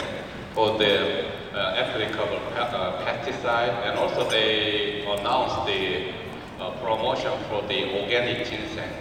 So they aim to increase organic ginseng more than 10% of the total ginseng harvested. And yearly, we have $800 million US production in Korea. And we cultivate around 14,000 hectares. It produces yearly 20,000 tons, metric tons of Korean ginseng. If you want to commercialize, if you want to export your product, you have also need to think about the scale, the yield of your product, how much you can harvest every year. I just showed you some Korean regulations here that if you go to the website, this website, you can find the English version of Korean regulation. So I brought some regulations that govern the ginseng. So it's under the Ministry of Food, Agriculture and Rural Affairs. They have a special act on the ginseng industry. So all the ginseng, beginning with the cultivation all the way to the final product, they are all under the Korean regulation. It's strictly regulated. So actually I can have a pointer. Oops. Sorry, yeah.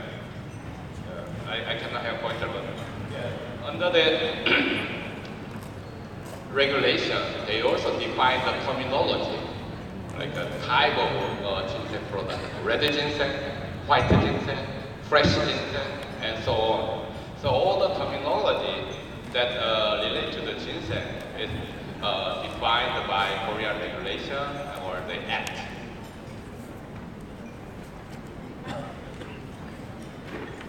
Okay, I'll show you some statistics about the ginseng production.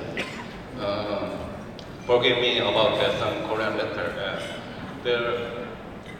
red curve, red line, represents the number of farmers that grow Korean ginseng. You'll see it's around 20,000 farmers. Although the number of farmers decrease, it doesn't necessarily mean that we produce less. The farmers get the cultivation area run by single farmers getting increased nowadays. That's why the number decreased. And green bar show the production in tons, and the blue one show the cultivation area in hectare. So you will see that recently, in general, it decreased the number of farmers, cultivation area, and also the production yield of ginseng decreased. That is mainly because once you harvest ginseng excuse me, from the one area, you cannot plant again. So you grow the ginseng in one place up to 6 years,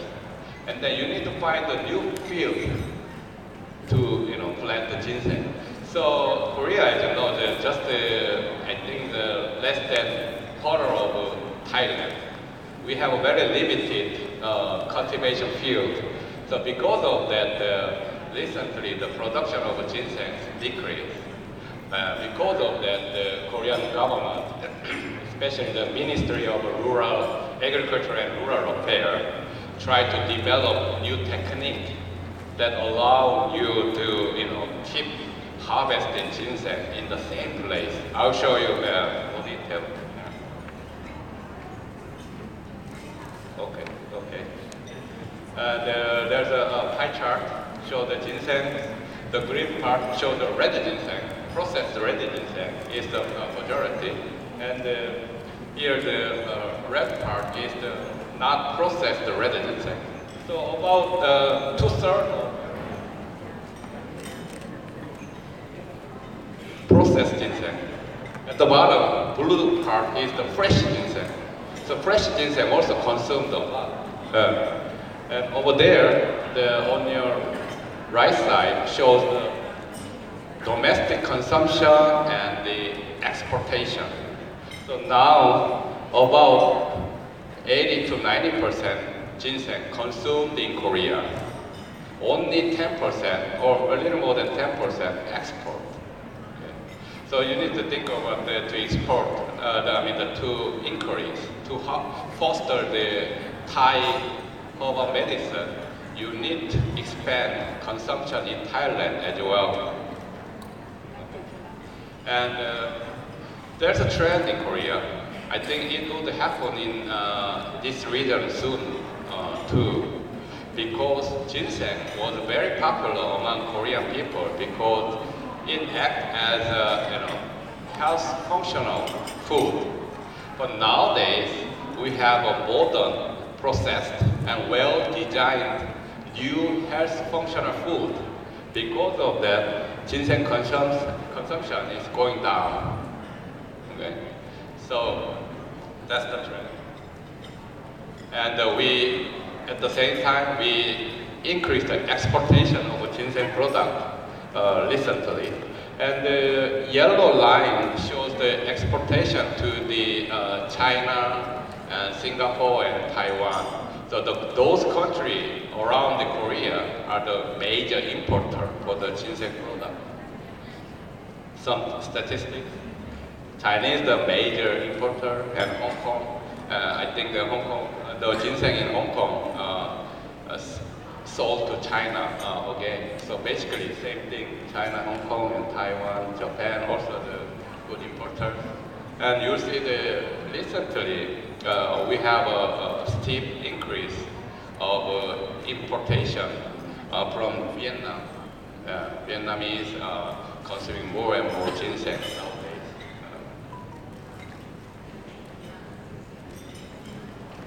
Okay, yeah. So the ginseng industry, you can think of it as like a grachidam industry or the Thai herb industry. Under the regulation of each country, it won't be better if you commercialize in only Thailand. But if you think about the trading,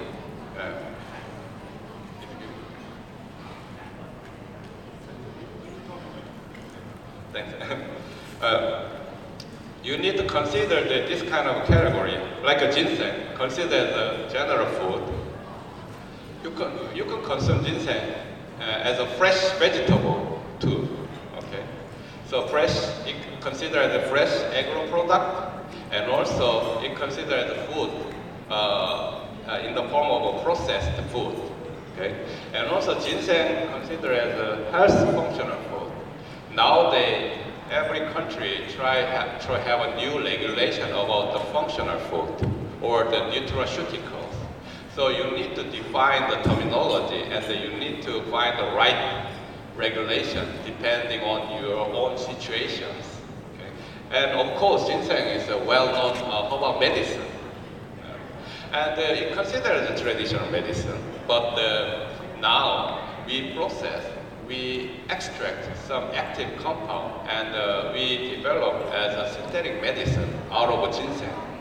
So when you think about the product development, you have to set first the category. Each category has a different regulation applied. So we have many ginseng products under the Korean regulation. For example, you will see the picture that the workers sorted out the red ginseng. Red ginseng is processed ginseng out of the fresh ginseng. And you see the final product of red ginseng. And in the middle, left side, you see the white ginseng, red ginseng, even the black ginseng. It's a different type of process. Okay. And also, far right side, you see the ginseng vegetable, sprout of ginseng, consumed mainly in Japanese restaurant in Korea, because it helps, the health function. And at the bottom, you see the process, like extract, pill, capsule, or the like liquor,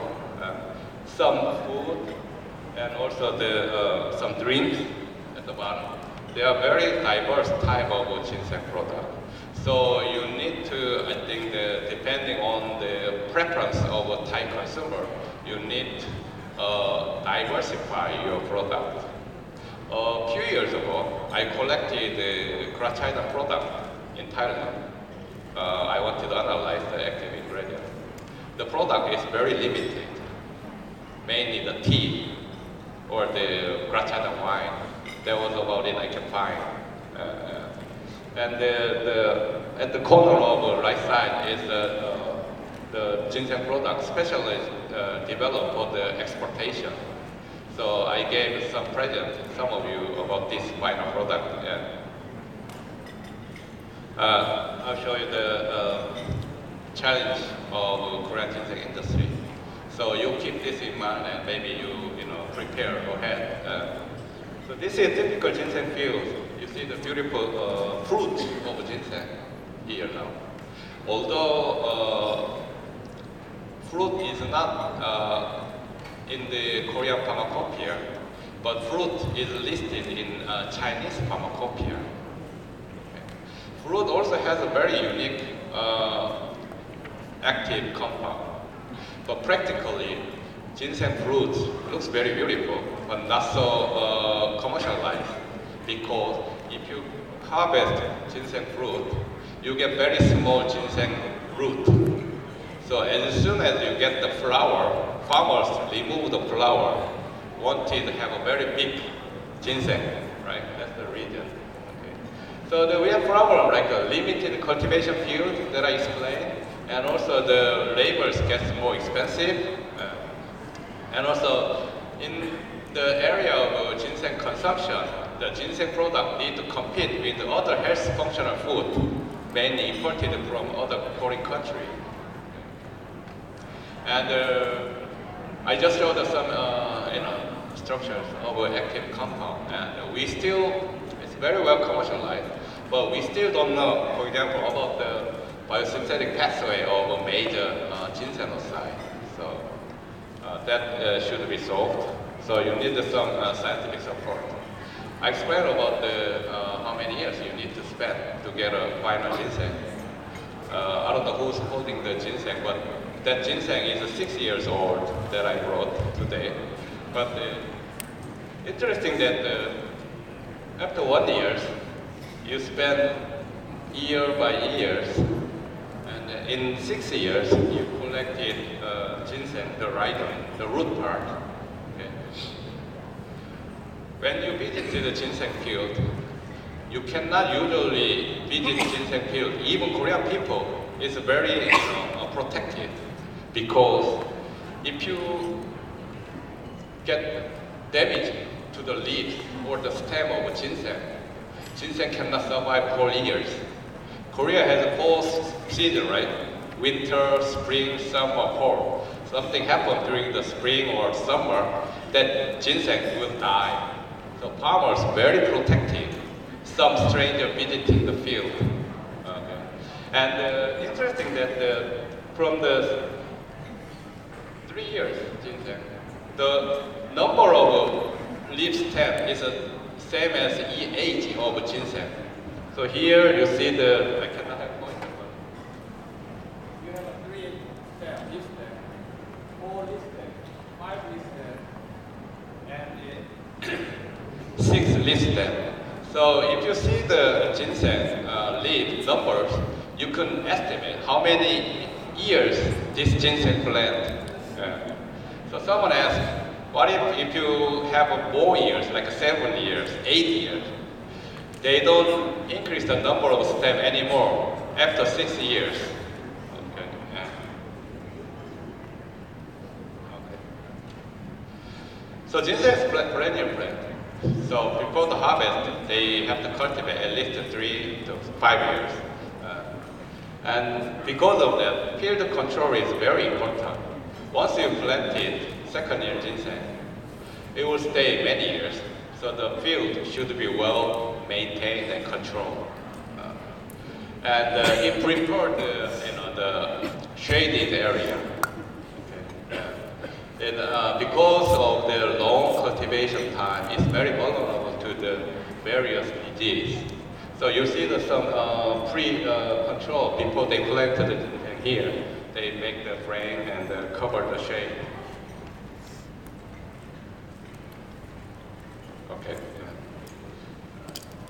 So it's vulnerable to high temperature. So someone asked the type variety of ginseng, but it never exists because the ginseng prefers the cold temperature. Personally, I analyzed the ginseng site. If I visited the ginseng field during the winter, usually we plant the ginseng on the mountainside. So during the winter, the temperature is -20. But ginseng right on the root, under the ground, is frozen, but still alive. But if you go over like 30 degrees Celsius during the summer, it's damaged. So its growth stage is very,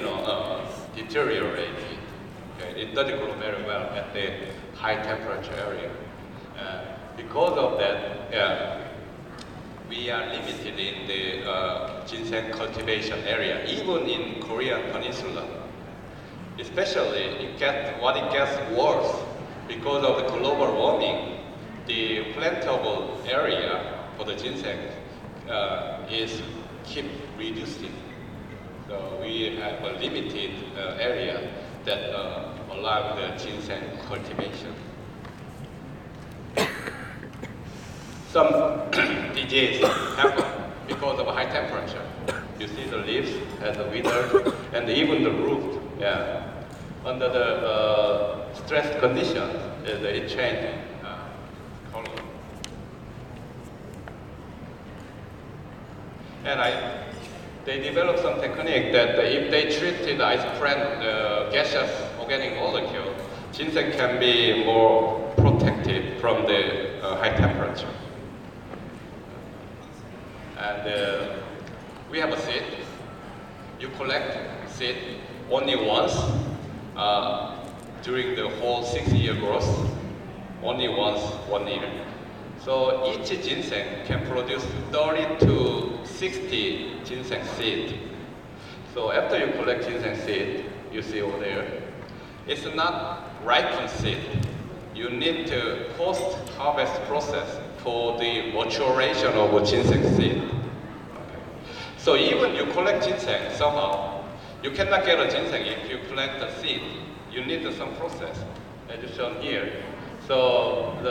it is called the sterilification. So you need to mature the collected seed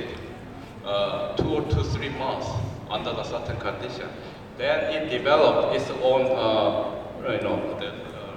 leaves, first leaves. And then we plant those processed leaves. And this is about the some pathogen that I told you that we cannot plant the ginseng in the same ginseng field because many of these pathogens that blacken the ginseng root. So the scientists developed a new technique how detection of this pathogen from the soil and also the eradication of this pathogen from the soil. So you can do some process. For the right soil chemistry, good for the good ginseng growth, I showed it here.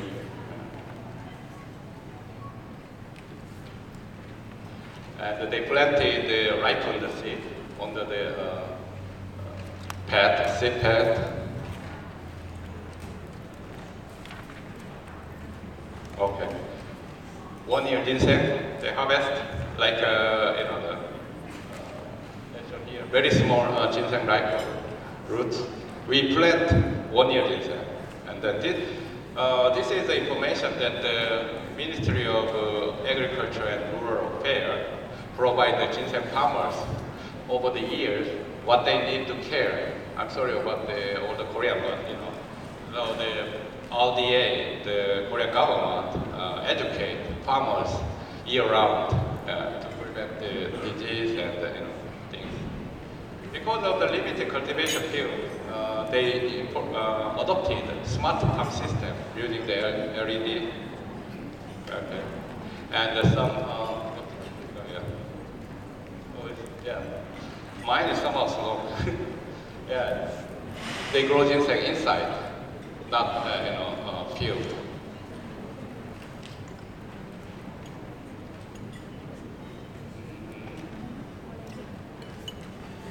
Okay, kind of computing inside. So they have many, storage, ginseng growth, something like this. So it's about the cultivation of ginseng, and I'll show the product in the market. As I said, the ginseng considered as an agricultural product, so consumer can consume the ginseng sprout, 1 year ginseng sprout, and also they can use fresh ginseng, raw ginseng, in the soup or the salad or the any like we have even ginseng candy, ginseng gum. Yeah. And when you process primarily, usually by the thermal process, you apply the heat, then ginseng changes the color, okay? And that's the primary process of the ginseng. Out of this processed ginseng, you can prepare the extract. Those extracts used for the development of functional ginseng food.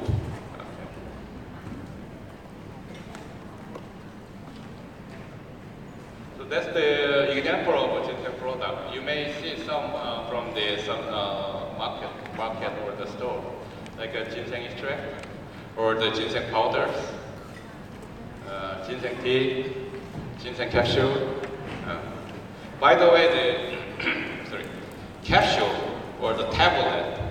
is not allowed in Korea as a food. Under the Korean regulation, capsule and tablet only allow for the medicine or the herbal medicine, not even the functional food, because the government worried that it mislead consumer. Yeah. So food cannot have a formulation of a capsule or a tablet in Korea. Ginseng drink, some honey marinated ginseng drink. Also, they use the ginseng extract for the like a cosmetic development. Also for the spa massage. So all sort of applications. The popular Korean chicken soup should have a ginseng here. Okay. What is interesting is that for the Korean people, we should have this chicken soup around the June, when the summer begins. Korean people believe if you have this chicken soup with the ginseng, you build up your stamina. Okay, but the other part is that during the June, ginseng is very busy to growing. Ginseng harvest season is another June. So I wonder how they prepare the fresh ginseng for this June, the chicken soup season.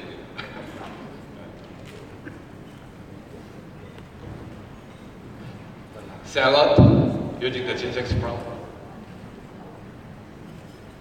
Some dressings. Yeah. Even the kimchi, the ginseng kimchi. We have mainly two types of kimchi. Kimchi with chili powder, kimchi without chili powder. So the white kimchi we call black kimchi, white kimchi, without chili powder is also very popular in Korea. But somehow the red kimchi, right, with the chili powder is popular in other countries. So I'll show you some research part from now. So as I said, ginseng is listed on a variety of pharmacopoeia in different countries. So we compare analytical method. I'm sorry you cannot see the detail, but each pharmacopoeia has a different standard along that ginseng used as a herbal medicine. So what I wonder is that I collected ginseng sample from that area, mountain area. I want to know that the seasonal variation of ginseng. This is the experimental section that I used. And the ginseng side that I analyzed. Saponin is the major ginseng side. So we analyzed around 8 major ginseng sites. Okay. So typical HPH chromatograms. And the comparison to the American ginseng. Some ginseng sites you can find from American ginseng, also Korean ginseng. But some other ginseng sites you only find from Korean ginseng. And also distribution is very different. Because if you use the herbal medicine, it's not like a synthetic medicine. You use the mixture, right? So the composition is also important. And we see the Korean ginseng. Ginseng side RB1 and RC is the major ginseng side in Korean ginseng. We analyzed it showed just a different comparison between the Korean ginseng and American ginseng, different chromatogram. So we analyzed the seasonal change over the year. In Korea, usually ginseng harvest in the fall, late October. They believe it's the best ginseng if you harvest late October. But as you see here, in late October, it shows a high content of ginseng side. But at the same time, if you go there, down there, late May, also ginseng side content very high. Right. Individual ginseng side show the similar patterns. Some ginseng side composition very high during the May, the late spring, not the fall. And oleanic acid, especially highest in the late May. So if you want to develop new synthetic medicine or a new product using the pure ginseng side, you need this kind of information. Also, company purchase ginseng from the farmers, but the regulation requires a certain percentage of ginseng side, not the weight or the shape of ginseng. So if you are the company want to produce the processed ginseng product, you pay more attention to the ginseng side content, right? So this is the kind of information the scientists can provide to the farmers and also to the private company.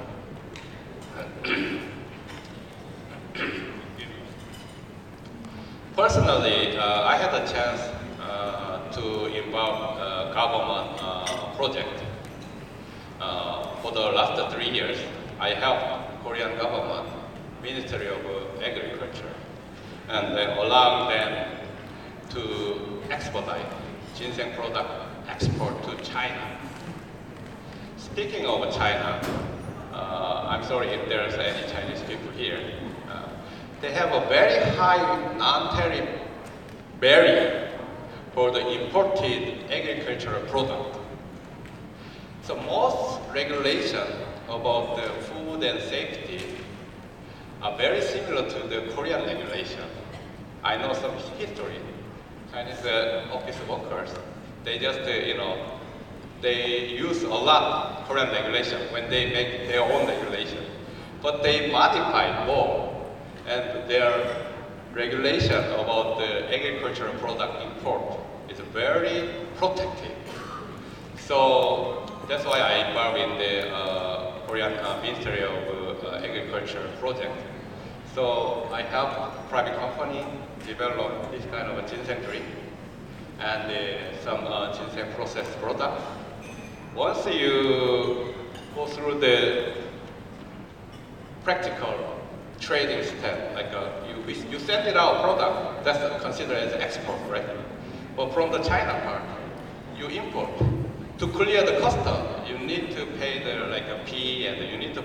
clear the custom, and finally, you get the certificate allowing you distribute your product in China market, Chinese market. This is the certificate after you clear the custom, so you can get. We have all the documents for the custom clearance. So to expedite or to foster the exportation, you need the collaboration from every different association. So it begins with the cultivation and harvest. In case of ginseng, you need the collaboration from the Ginseng Farmers Association. Also, you need the support from the government agency, like Ministry of Agriculture, and some technical education for the ginseng farmers, because some country very strict to specific pesticide, residual pesticide. So if you want to sell your product to other country, you need to have those information ahead. And also, you need to have some facility for the storage and production, especially for the fresh ginseng. It's agro product, so you cannot store many months, right? So you need to develop your own way how to keep storing your product. For example, grachydam, fresh grachydam, I know that it cannot be stored many weeks because it has a high content of water. But if you dry the grachydam, you can store more than 1 year, right? Yeah, it's similar thing. So you need to develop some post-harvest, technology for your own herbal plant. And also you need the collaboration from your private company, mainly dealing with the exportation, that can prepare all the documentation. Also have information from the importing countries' situation, like the logistics and quarantine clearance, and also you need to have local distributors in the other country. So I'm showing the same chart again. We have a problem in the ginseng industry. Although we are doing very well, but we're concerned about the future, problem. Ginseng has a history of many more than 1,000 years. Only until last 30 years, ginseng has been a monopoly, government monopoly. So government control everything, from the cultivation to the product, sales. Everything under government control. Then at that time, ginseng business wasn't that good. If you 100% depending on the government officer, I'm sorry, but the ability to compete, to the other, sector is not so good because you have your own business, right? So after we privatize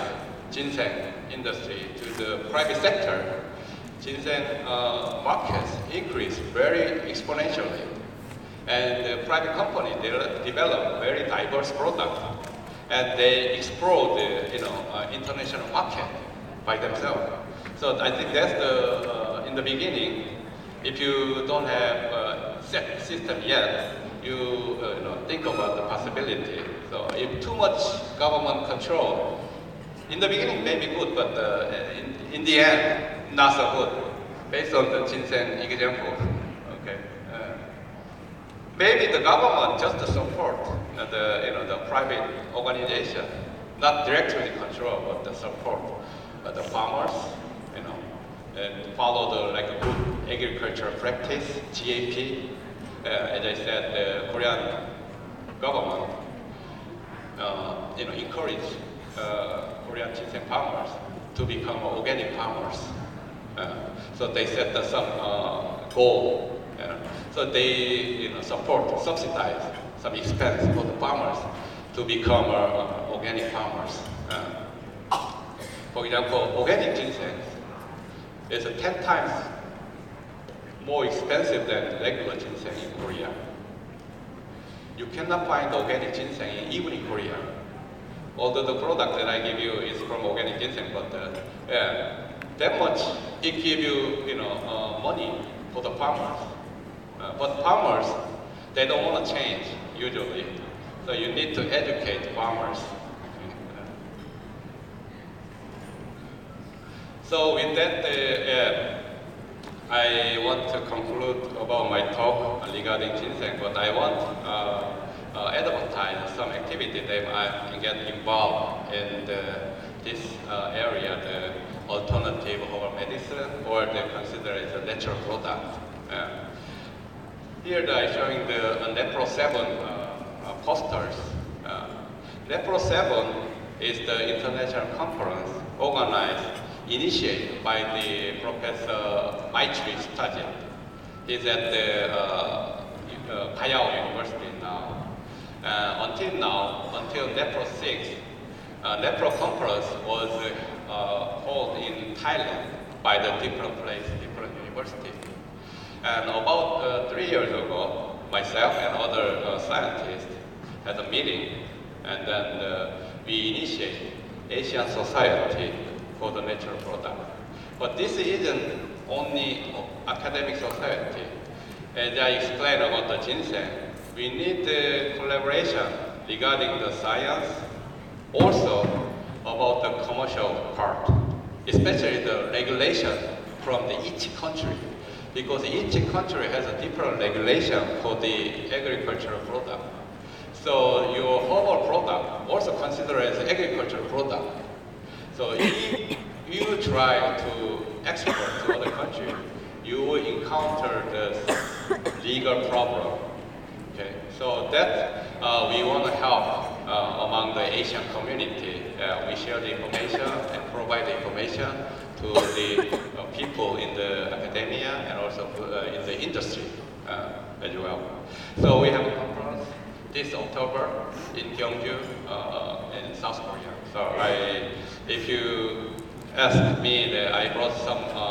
printed information, so I'm happy to distribute in Korea. As you see, Thailand is much bigger than Korea, right? So South Korea and Gyeongju is located that side, and the circle in red. The major two airports, Incheon Airport nearby Seoul, and the southern part, Busan Airport. So we have a KTX express train system. From Seoul to Gyeongju, it takes only 2 hours by the KTX. Gyeongju is the well-known historic place, like Ayutthaya in Thailand. So we have set the organization, and I'm now acting as a vice president of Asian Society of Natural Products. So you can go to the website and then see find information about the registration. So with that, I would like to conclude my talk. And if you have any questions or comments, I'm welcome to answer for that. Thank you. Thank you so much. Thank you very much. And please kindly remain on the stage as we have the token of appreciation for you too. Thank you for joining with us today. ขอเรียนเชิญท่านดร.อัญชลี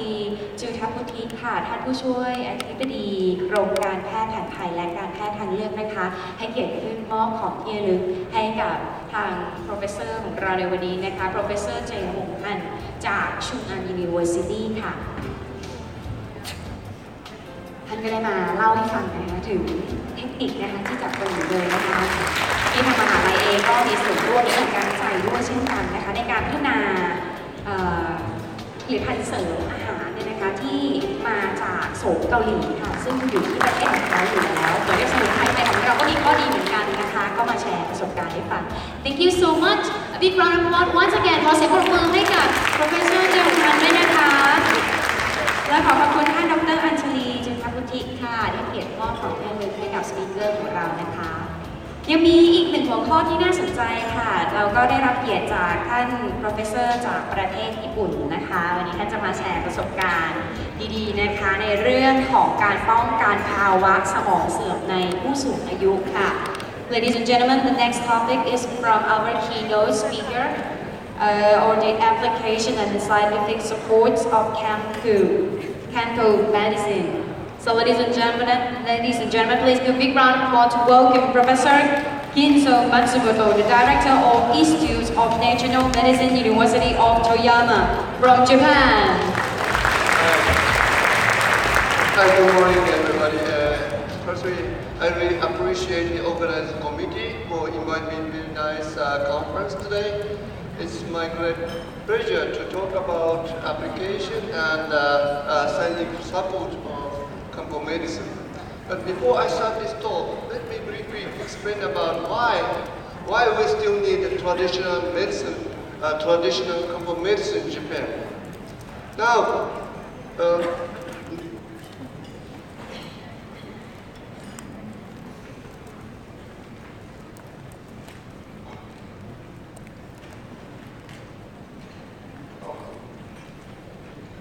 okay,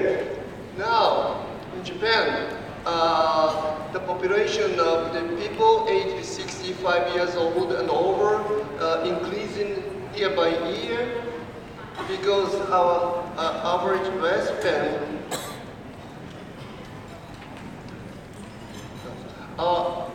lifespan expanded very much since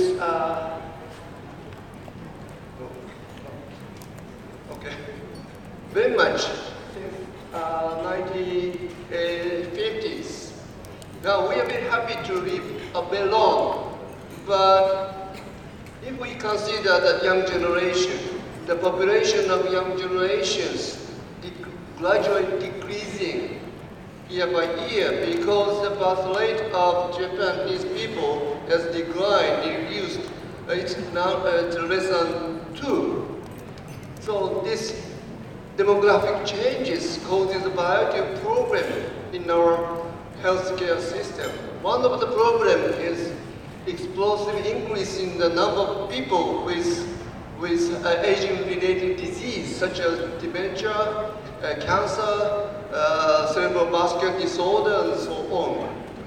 This increase also accompanied by explosive increase in the social welfare cost. Now, actually, the social welfare cost in this fiscal year, which just started on this April, it accounts for over 30% of Japanese annual budgets. So it is very important to develop not only effective but also less expensive drugs used for prevention or therapy of aging-related disease. I think it is true of the other country, including Thailand. So one of the promising strategy will be to take advantage of traditional medicine or Kanto medicine. Now, actually, chemical medicine are expected to play important role in the prevention of aging-related disease and extension of our healthy lifespan and suppression of explosive increase of health care costs. So that's why we have a mission in our institute to investigate scientifically the biological, pharmacological, and clinical activity of traditional chemical medicine. So based on this background, I'd like to talk about first, what is chemical medicine? How chemical medicine is prescribed by medical doctors for individual patients. And then I'd like to discuss expected role of the chemical medicine in the issue of frailty and polypharmacy of aged people. And finally, I'd like to show you our experiment approach from traditional chemical medicine, I said, Choto-san or CTS, to dementia, because dementia is one of the problematic disease in the aging society of Japan. So, what is chemical medicine? Chemical medicine is herbal drugs made of the natural ingredients such as plant, animal, and mineral origins. And generally, chemical medicines consist of no less than 2 different food drugs in a constant ratio as well as a fixed combination of food drugs. And chemical medicine and its diagnostic or therapeutic concept came to Japan from China about 1,500 years ago. However, you can see from this map, Japan and China are separated by a very big and long border of sea. So the chemical medicine has been developed quite independently from traditional Chinese medicine and have been modulated according to the Japanese natural climate and also adjusted to lifestyle of Japanese people. So we can say that chemical medicine is now the quite original Japanese traditional medicine. And now, currently 148 different chemical prescriptions are clinically available under the coverage of national health insurance schemes. And therefore, the quality and ingredients of the chemical medicine are restrictively regulated as pharmaceutical preparation by a Japanese pharmacopoeia. In addition, the monitoring of agricultural manufacturing process and post-marketing surveillance are also extensively conducted by a pharmaceutical company in order to keep or guarantee the quality and the safety of the chemical medicine. So, then, how does medical doctors diagnose an individual patient and treat them with the chemical medicine? Let me tell you about it by referring to the neuropsychiatric disorder, because I'm a neuropharmacologist. I'm so familiar with kind of neuropsychiatric disease. So in modern medicine, neuropsychiatric symptoms of individual patients are diagnosed by medical doctors by according to the standard evidence-based diagnostic protocols, so-called ICD-11, published by World Health Organization, or DSM-5, published by American Psychiatric Association. And once a doctor identifies the neuropsychiatric symptoms, the neuropsychiatric disorder, doctors prescribe and provide evidence-based pharmacotherapy using neurotrophic drugs, or psychotherapy, or both. On the other hand, chemical medicine is something like experience-based medicine. doctors collect information on the neuropsychiatric symptoms according to the experience-based protocols like listening, smelling, examination, or abdominal pulse examination, even tongue inspection. Based on the collected information, together with physical constitution and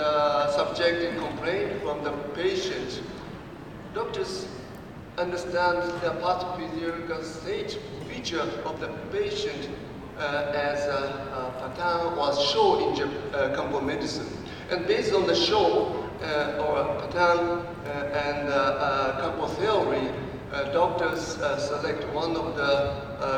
appropriate Kampo formula for individual patients. So it's a quite different diagnostic procedures we have between modern medicine and Kampo medicine. And now there are a couple of interesting therapeutic concepts in Kampo medicine. One is ibiodoji. I said this is a Japanese ibiodoji. This means the same category of the disease can be treated, different category of disease can be treated one single Kampo prescription. It means that even if individual patients are diagnosed to suffer different kind of neuropsychiatric disorders like depression, schizophrenia, or anxiety,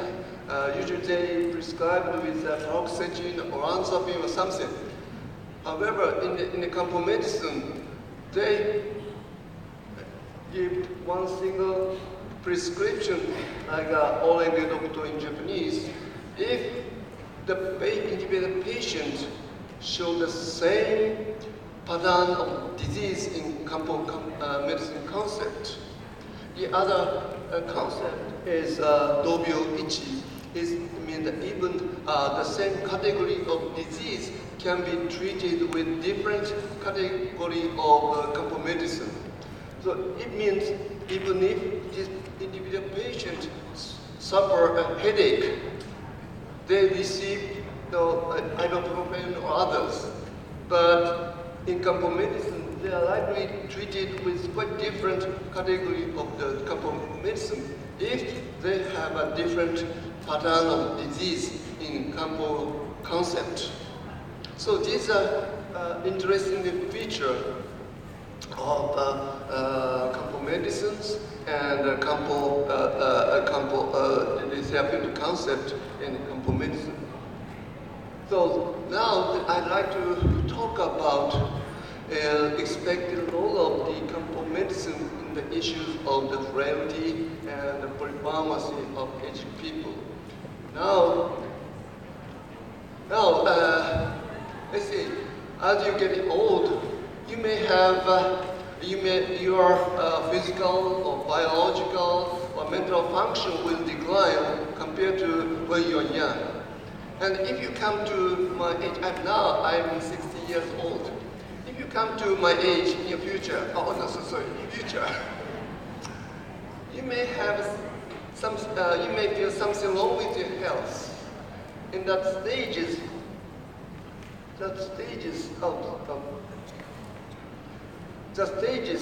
is called frailty. You are so easy to be suffer different kind of disease. And if you become frail, you may have a lot of chance to suffer many kind of disease. And you go to see a doctor and prescribe with many kind of different drugs. It's called polypharmacy, And if you cannot overcome the stage of frailty, next step will where you need support from your family or support need nursing care. So the Kampo medicines are likely to be expected to play important role in the prevention, improvement of frailty stage, and prevent polypharmacy, and thereby extend our healthy lifespan. So, because compound medicine contains a variety of chemical constituents with biological activity, and as I mentioned before, compound medicine are likely to be used for many kinds of disease with less or no side effect. In addition, it's very less expensive compared to the Western drugs. So the Chodo-san or CTS is one of the examples that I'm going to explain in detail later. CTS actually consists of 11 different food drugs, as I listed here. Traditionally, Oncaria believed to play an important role in this formula. In traditional Chinese medicine, this formula is prescribed for the patient with blood stasis. It's like impaired blood circulation or defect of liver. It's something like impaired mood stabilization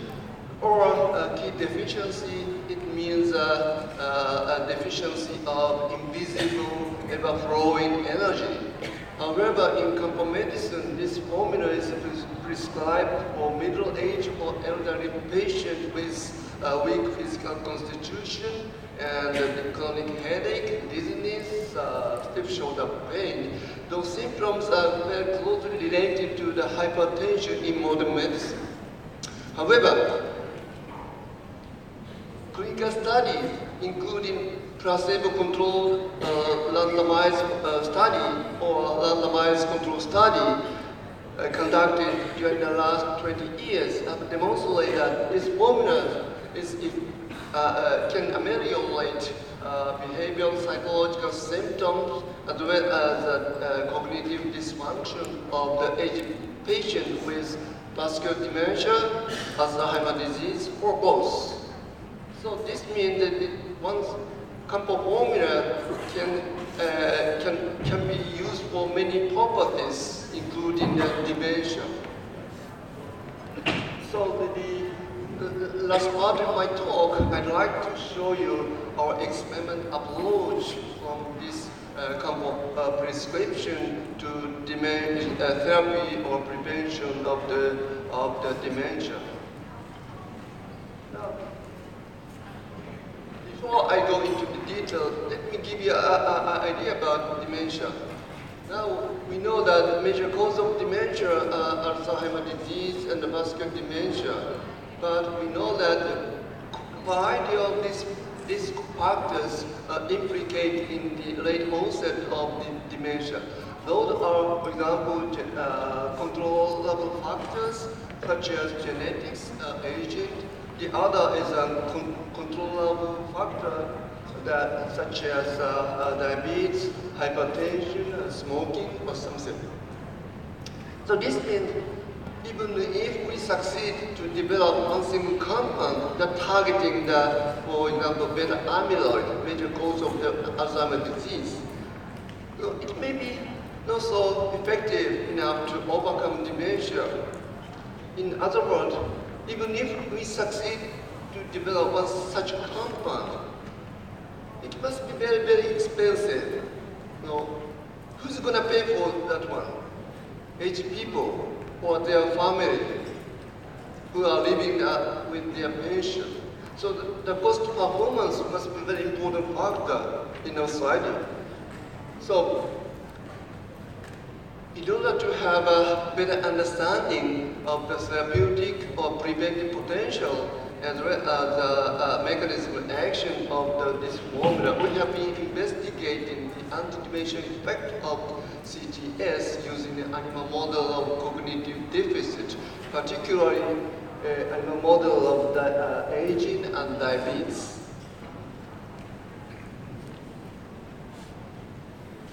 So before we start this kind of research, we prepare the CTS extract in our laboratory, or sometimes we purchase CTS from the commercially available sources. But before we use this extract in the experiment, we first conducted chemical profiling of CTS using energy mass analysis or something other protocols. Unfortunately, we cannot do it, so we conduct this one under collaboration with your natural chemist. And they collected the information together with a bunch specific number stored in a database we constructed in our institute. It's a open access database, so you can access freely from your computer to this database to know what kind of chemical constituents are included in our formula, what is the quality of this formula we used our experiments. Okay, this is an experimental protocol to illustrate the anti-dementia effect of the CTS in a model of the agent. Here we use some 8 senescence accelerated from mouse,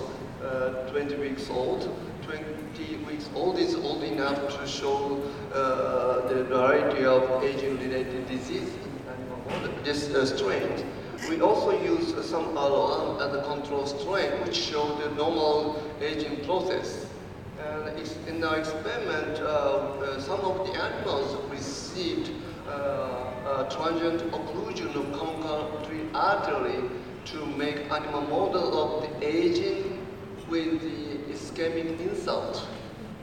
And the animals received CTS daily at the dose of 750 milligram per kilogram. These doses are approximately about 30 times more than the daily dose used for human therapy. After completing the behavior study, we collected blood sample of the brain tissue to know the mechanism of action of CTS. So this is the data we obtained from these animal groups. Here we use a water maze test. In this test, we put the mouse in our small swimming pool and try them to run the location of target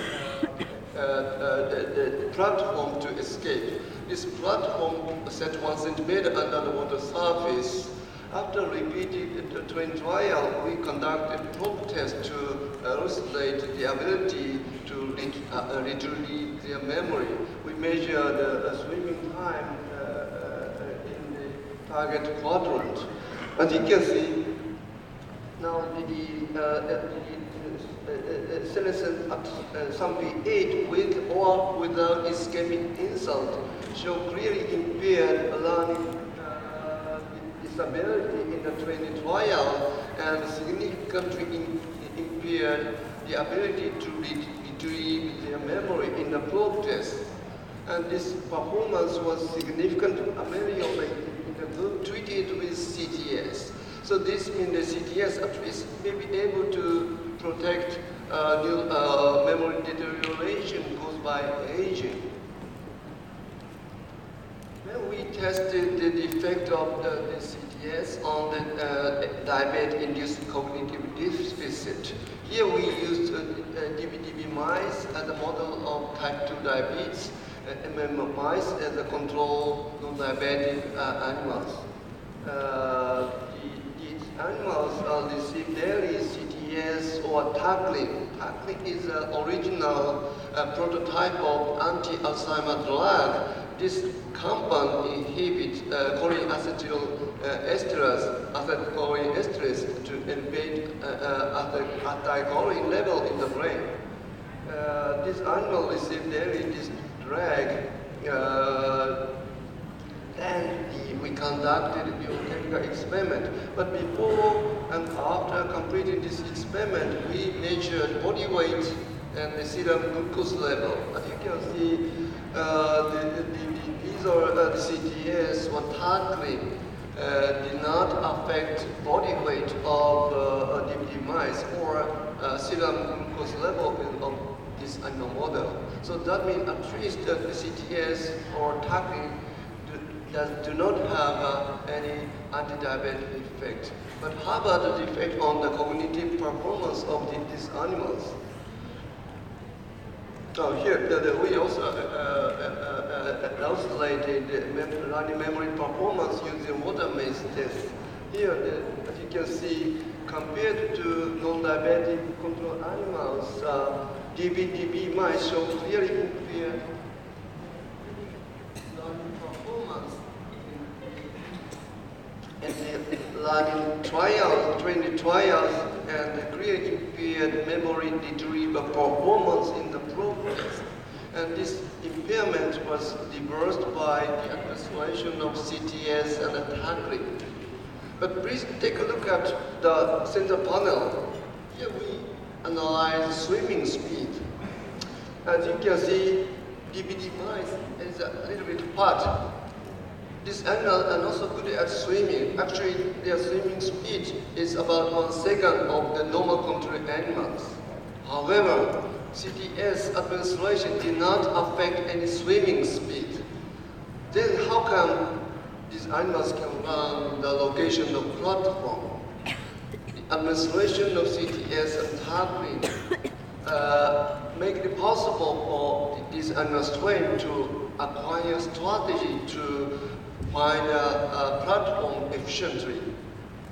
So this means CTS is also useful for prevention of cognitive deficit in an animal model of the type 2 diabetes.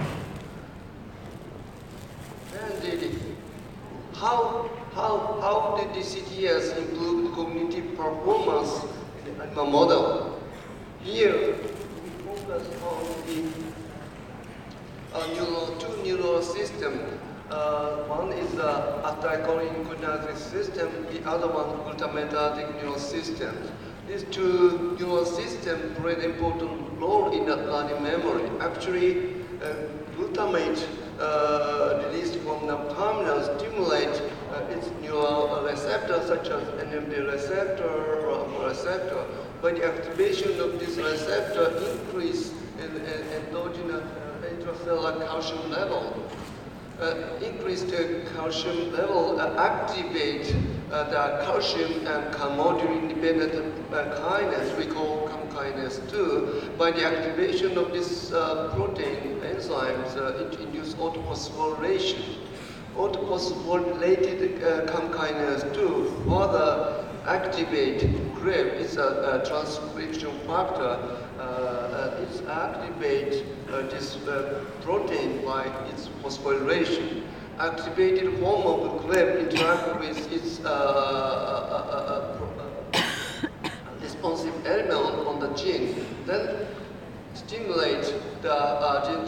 variety of gene transcriptions. And one of the important genes is BDNF, brain-derived neurotrophic factor. These factors play an important role in learning memory. So firstly, we tested whether this signal system is affected by the CTS administration or not. So then we measured, as you can see, this is very complicated, but this data obtained from the animal model of aging, SUMP8. As you can see, SUMP8 with or without ischemic insult to show a reduced level of the activated NMD receptor, kinase 2, and CLEV. And this decrease was attenuated significantly by the administration of CTS and tackling. So we also analyzed the downstream signal of BDNF. As you can see, BDNF mRNA expression and BDNF protein expression are clearly downregulated in the SUMP8 with and without ischemic insult. And this downregulation again reversed by the administration of CTS and CTS. So this means at least aging induce the impairment of the neural signaling system in the brain and thereby induce a memory deficit. And this mechanism will be prevented by the administration of CTS. We also asked the question on whether or not CTS administration affect central coordinating system To answer for this question, we analyzed the marker protein expression in the hippocampus of DVD mice. Here we use a DVD mice, animal model type 2 diabetes. As you can see, expression level of choline acid transferase is enzyme to synthesize acetylcholine. The expression level of choline acid transferase and muscarinic receptor is accept acetylcholine signal and transmit acetylcholine signal into the cell. All of these marker expression level of these marker proteins were downregulated in the group of the type 2 diabetes. And this downregulation again reversed in the group treated with CTS or tackling. So this at least that the CTS can effect on the central cognitive system. How this the protein action exhibited by CTS. To understand its mechanism, we focus on the medial septum. This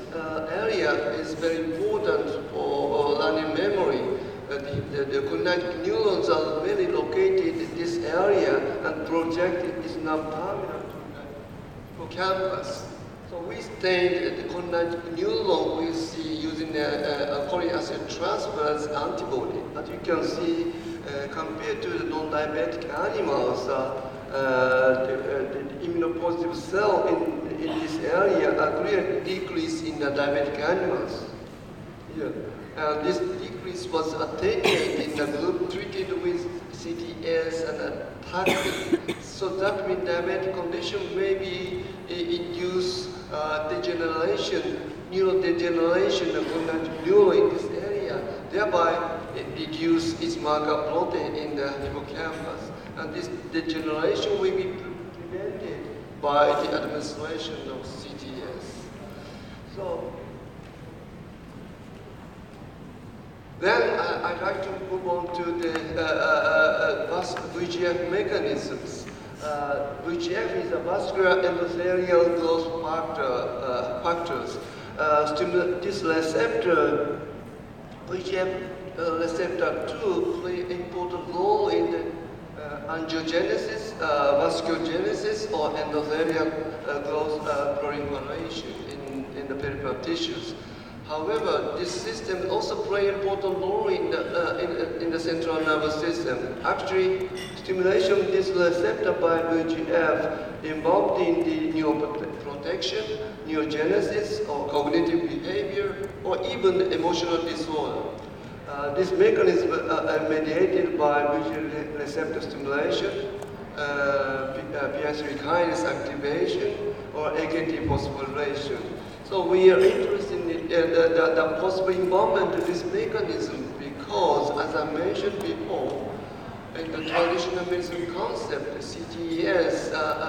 improved blood stasis. So that's why we speculated the involvement of these mechanisms. We analyzed this, we examined this possibility by a Western blot analysis. As you can see, VGF expression, the VGF receptor expression, and the post-signaling marker, AKT, phosphorylated AKT, all downregulated in the group of type 2 diabetes. And these mechanisms again prevented, protected by the administration of the CTS and the tackling. So this means now we understand that aging and diabetes may reduce the decline of cognitive function like frailty. And this mechanism will be involved in the neural signaling systems, central cognitive system, and VGF mechanism. And CTS administration prevent the dysfunction of this neural mechanism, thereby protect the decline of the cognitive function. Quite recently, we find out this possible linkage between central cognitive system and VGF mechanism in the brain. Because this is our data. Here we use NMDA-induced excitotoxicity model of the hippocampal slice culture. We cultivated the hippocampal slice and treated them with excess amount of the NMDA. If you apply this NMDA to the tissues, it induces the neural cell damage staged by podium iodide. It becomes red. However, if you incubate the tissue with tackling, the tackling prevents neural historical damage in a dose-dependent and application period manner. And interestingly, such a neuroprotective action of tackling was reversed by clonazepam. It's a muscarinic receptor antagonist. But also, this effect was reversed by VEGF receptor antagonist, I show you the right side. So this data suggests that close linkage between the cholinergic system and the VEGF mechanism. And this mechanism may be involved in the anti-dementia action of CTS. Actually, we recently find that cholinergic neurons also express VEGF and its receptor. This is a scheme of the working hypothesis. CTS and tackling may be protected in the damage of the cholinergic neuron and system as well as VEGF mechanism. So this mechanism it induced the improvement of cognitive functions. And finally, I'd like to talk about exogenous and endogenous molecule responsible for the action of the CTS. We conducted this experiment by the so-called metabolomic analysis. Here we treated the animal, DBT mice or MMR mice with either CTS or ODA for 20 days, then collected the biosamples. And these biosamples are subject to the FT mouse HPLC analysis system. This system allows us to compare two different signals between, for example, signals from the biosamples and the signals from the standard chemicals applied in this system. By taking advantage of this system, we can see what kind of chemical components are transferred to the body or even the brain tissues. And also, this system makes it possible to compare the different biosamples which are treated with CTS or water and see what kind of endogenous molecules are susceptible to the administration of CTS. By taking advantage of this system, we find out that the chemical constituents are transferred to the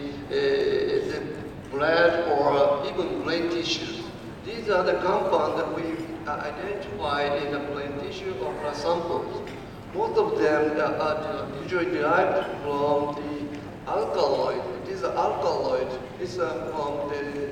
Luncaria plants. It's a major food drugs in the CTS. And the other ones are flavonoids from the other crude drugs constituent. And interestingly, for example, isolincophilin, isoconioxetine, we reported that this compound can block the 5-HT2L receptor in the brain, thereby suppress hallucination-related behavior in the animals. In addition, we reported that isolincophilin and lincofin is able to block excess stimulation and the receptor, thereby protect neural cell from the damage. So quite recently we find out, we got the evidence that some chemical component can be transferred into the brain and show the pharmacological activity. And we also succeeded to identify some endogenous molecule in the brain tissues or blood samples. 17 biomolecules are identified in blood samples, and 4 biomolecules could be identified in the brain tissues. Those are susceptible to CTS administration in deep mice. So these are mainly belong to metabolic pathway of purine, methionine, or tryptophan, or glycerol phospholipid. And what made me interested in was create change in the glycerol phospholipid pathway. As you can see from a slide in the right side, administration of CTS significantly elevated the level of GPC, glycerol phosphocholine. Why we are interested in this compound molecule? Because GPC can be synthesized from 2 different pathways. One is from phosphatidylcholine. One is phospholipase N2 and lysophospholipase. The other one is neuropathy target esterase. But through these 2 different pathways, GPC can be synthesized in the body. And GPC further degraded by GPC choline phosphodiesterase and resulting in choline.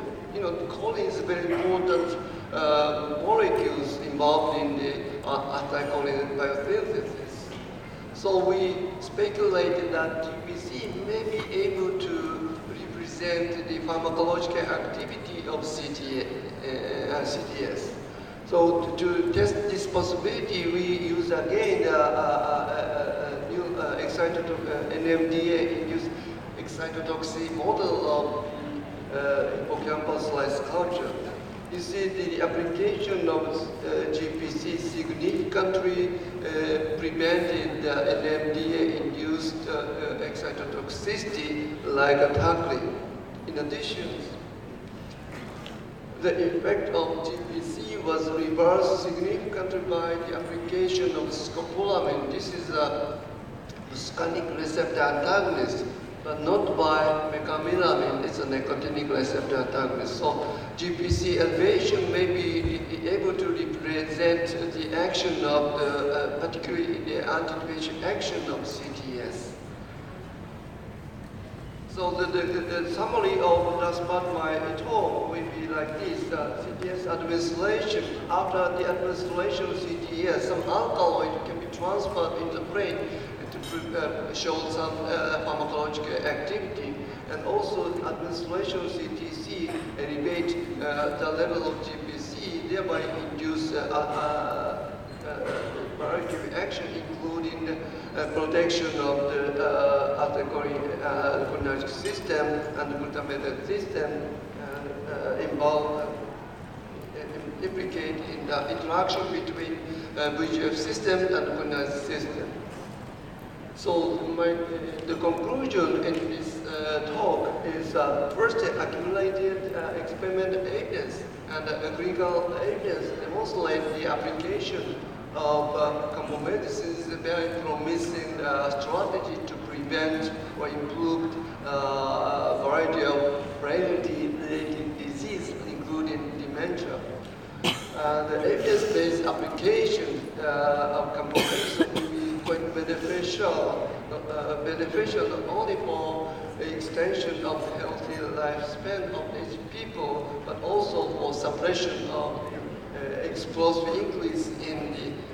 national health care cost in Japan. So this strategy probably you can apply to your Thai traditional medicine or Thai natural medicine. Thank you very much. Thank you very much. Please, may I please ask you to remain on the stage in the center place, because we have our special gift for you. ลำดับถัดไปค่ะขอเรียนเชิญดร.อัญชลีจูทพุทธิค่ะท่านผู้ช่วยอธิบดีกรมการแพทย์แผนไทยและการแพทย์ทางเลือกให้เกียรติมอบของที่ระลึกนะคะให้กับสปีกเกอร์ท่านสุดท้ายของเราในวันนี้ Professor กินโซมัตสึโมโตะท่านเป็นผู้อำนวยการจากสถาบัน Institute of Natural Medicine University of Toyama จากประเทศญี่ปุ่นค่ะเอาเสียงปรบมือให้กับอาจารย์ด้วยนะคะ Thank you very much for sharing with us such really amazing insightful information about our herbal medicine from Japan. Thank you. ขอบคุณค่ะและขอบคุณท่านดร.อัญชลีชนะพุทธิด้วยนะคะที่เกียรติมอบของที่ระลึกให้กับอาจารย์ค่ะเราก็ได้ฟังไปแล้วนี่คือคัมโบเมดิซีนนะคะซึ่งเล่าให้ฟังสักนิดนึงคัมโบเมดิซีนเนี่ยจริงๆเป็นยาพื้นบ้านของญี่ปุ่นนะคะที่เขามีต้นกำเนิดมาจากประเทศจีนค่ะแต่ว่าเขานำมาพัฒนานะคะเป็นแบบฉบับของญี่ปุ่นปัจจุบันนี้เนี่ยมีการนำมาผสมผสานกับยาสมัยใหม่นะคะเดี๋ยวเราจะไปพักรับประทานอาหารกลางวันกันก่อนที่จะออกจากห้องเดี๋ยวขออนุญาตแจ้งมีหลากหลายเรื่องเหมือนกันนะคะทางด้านหน้าห้องของเราเนี่ยก็จะมีบูธเอ็กซิบิชันต่างๆในเรื่องของสมุนไพรไทยนะคะก็เรียนเชิญเยี่ยมชมได้ตามอัธยาศัยที่ท่านไหนที่อยากรับคำปรึกษาทางด้านการทำธุรกิจของท่านเราให้คำปรึกษาฟรีนะคะทุกท่านเลยติดต่อได้โซน Business Matching เนี่ยเดินออกจากห้องปุ๊บตรงไปสุดทางจะเจอเลยนะคะมีหลากหลายบูธด้วยนะคะเรียนเชิญได้ค่ะแล้วก็รบกวนทุกท่านนะคะเรามีแบบสอบถามนะคะรบกวนทุกท่านกรอกแบบสอบถามแล้วก็ส่งได้ที่จุดลงทะเบียนจุดลงทะเบียนจะอยู่ที่ชั้น1ด้านล่างนะคะก่อนที่จะกลับบ้านในวันนี้รบกวนขอแบบสอบถามในวันนี้นะคะเรามีของที่ระลึกมอบให้กับทุกท่านขอไปค่ะ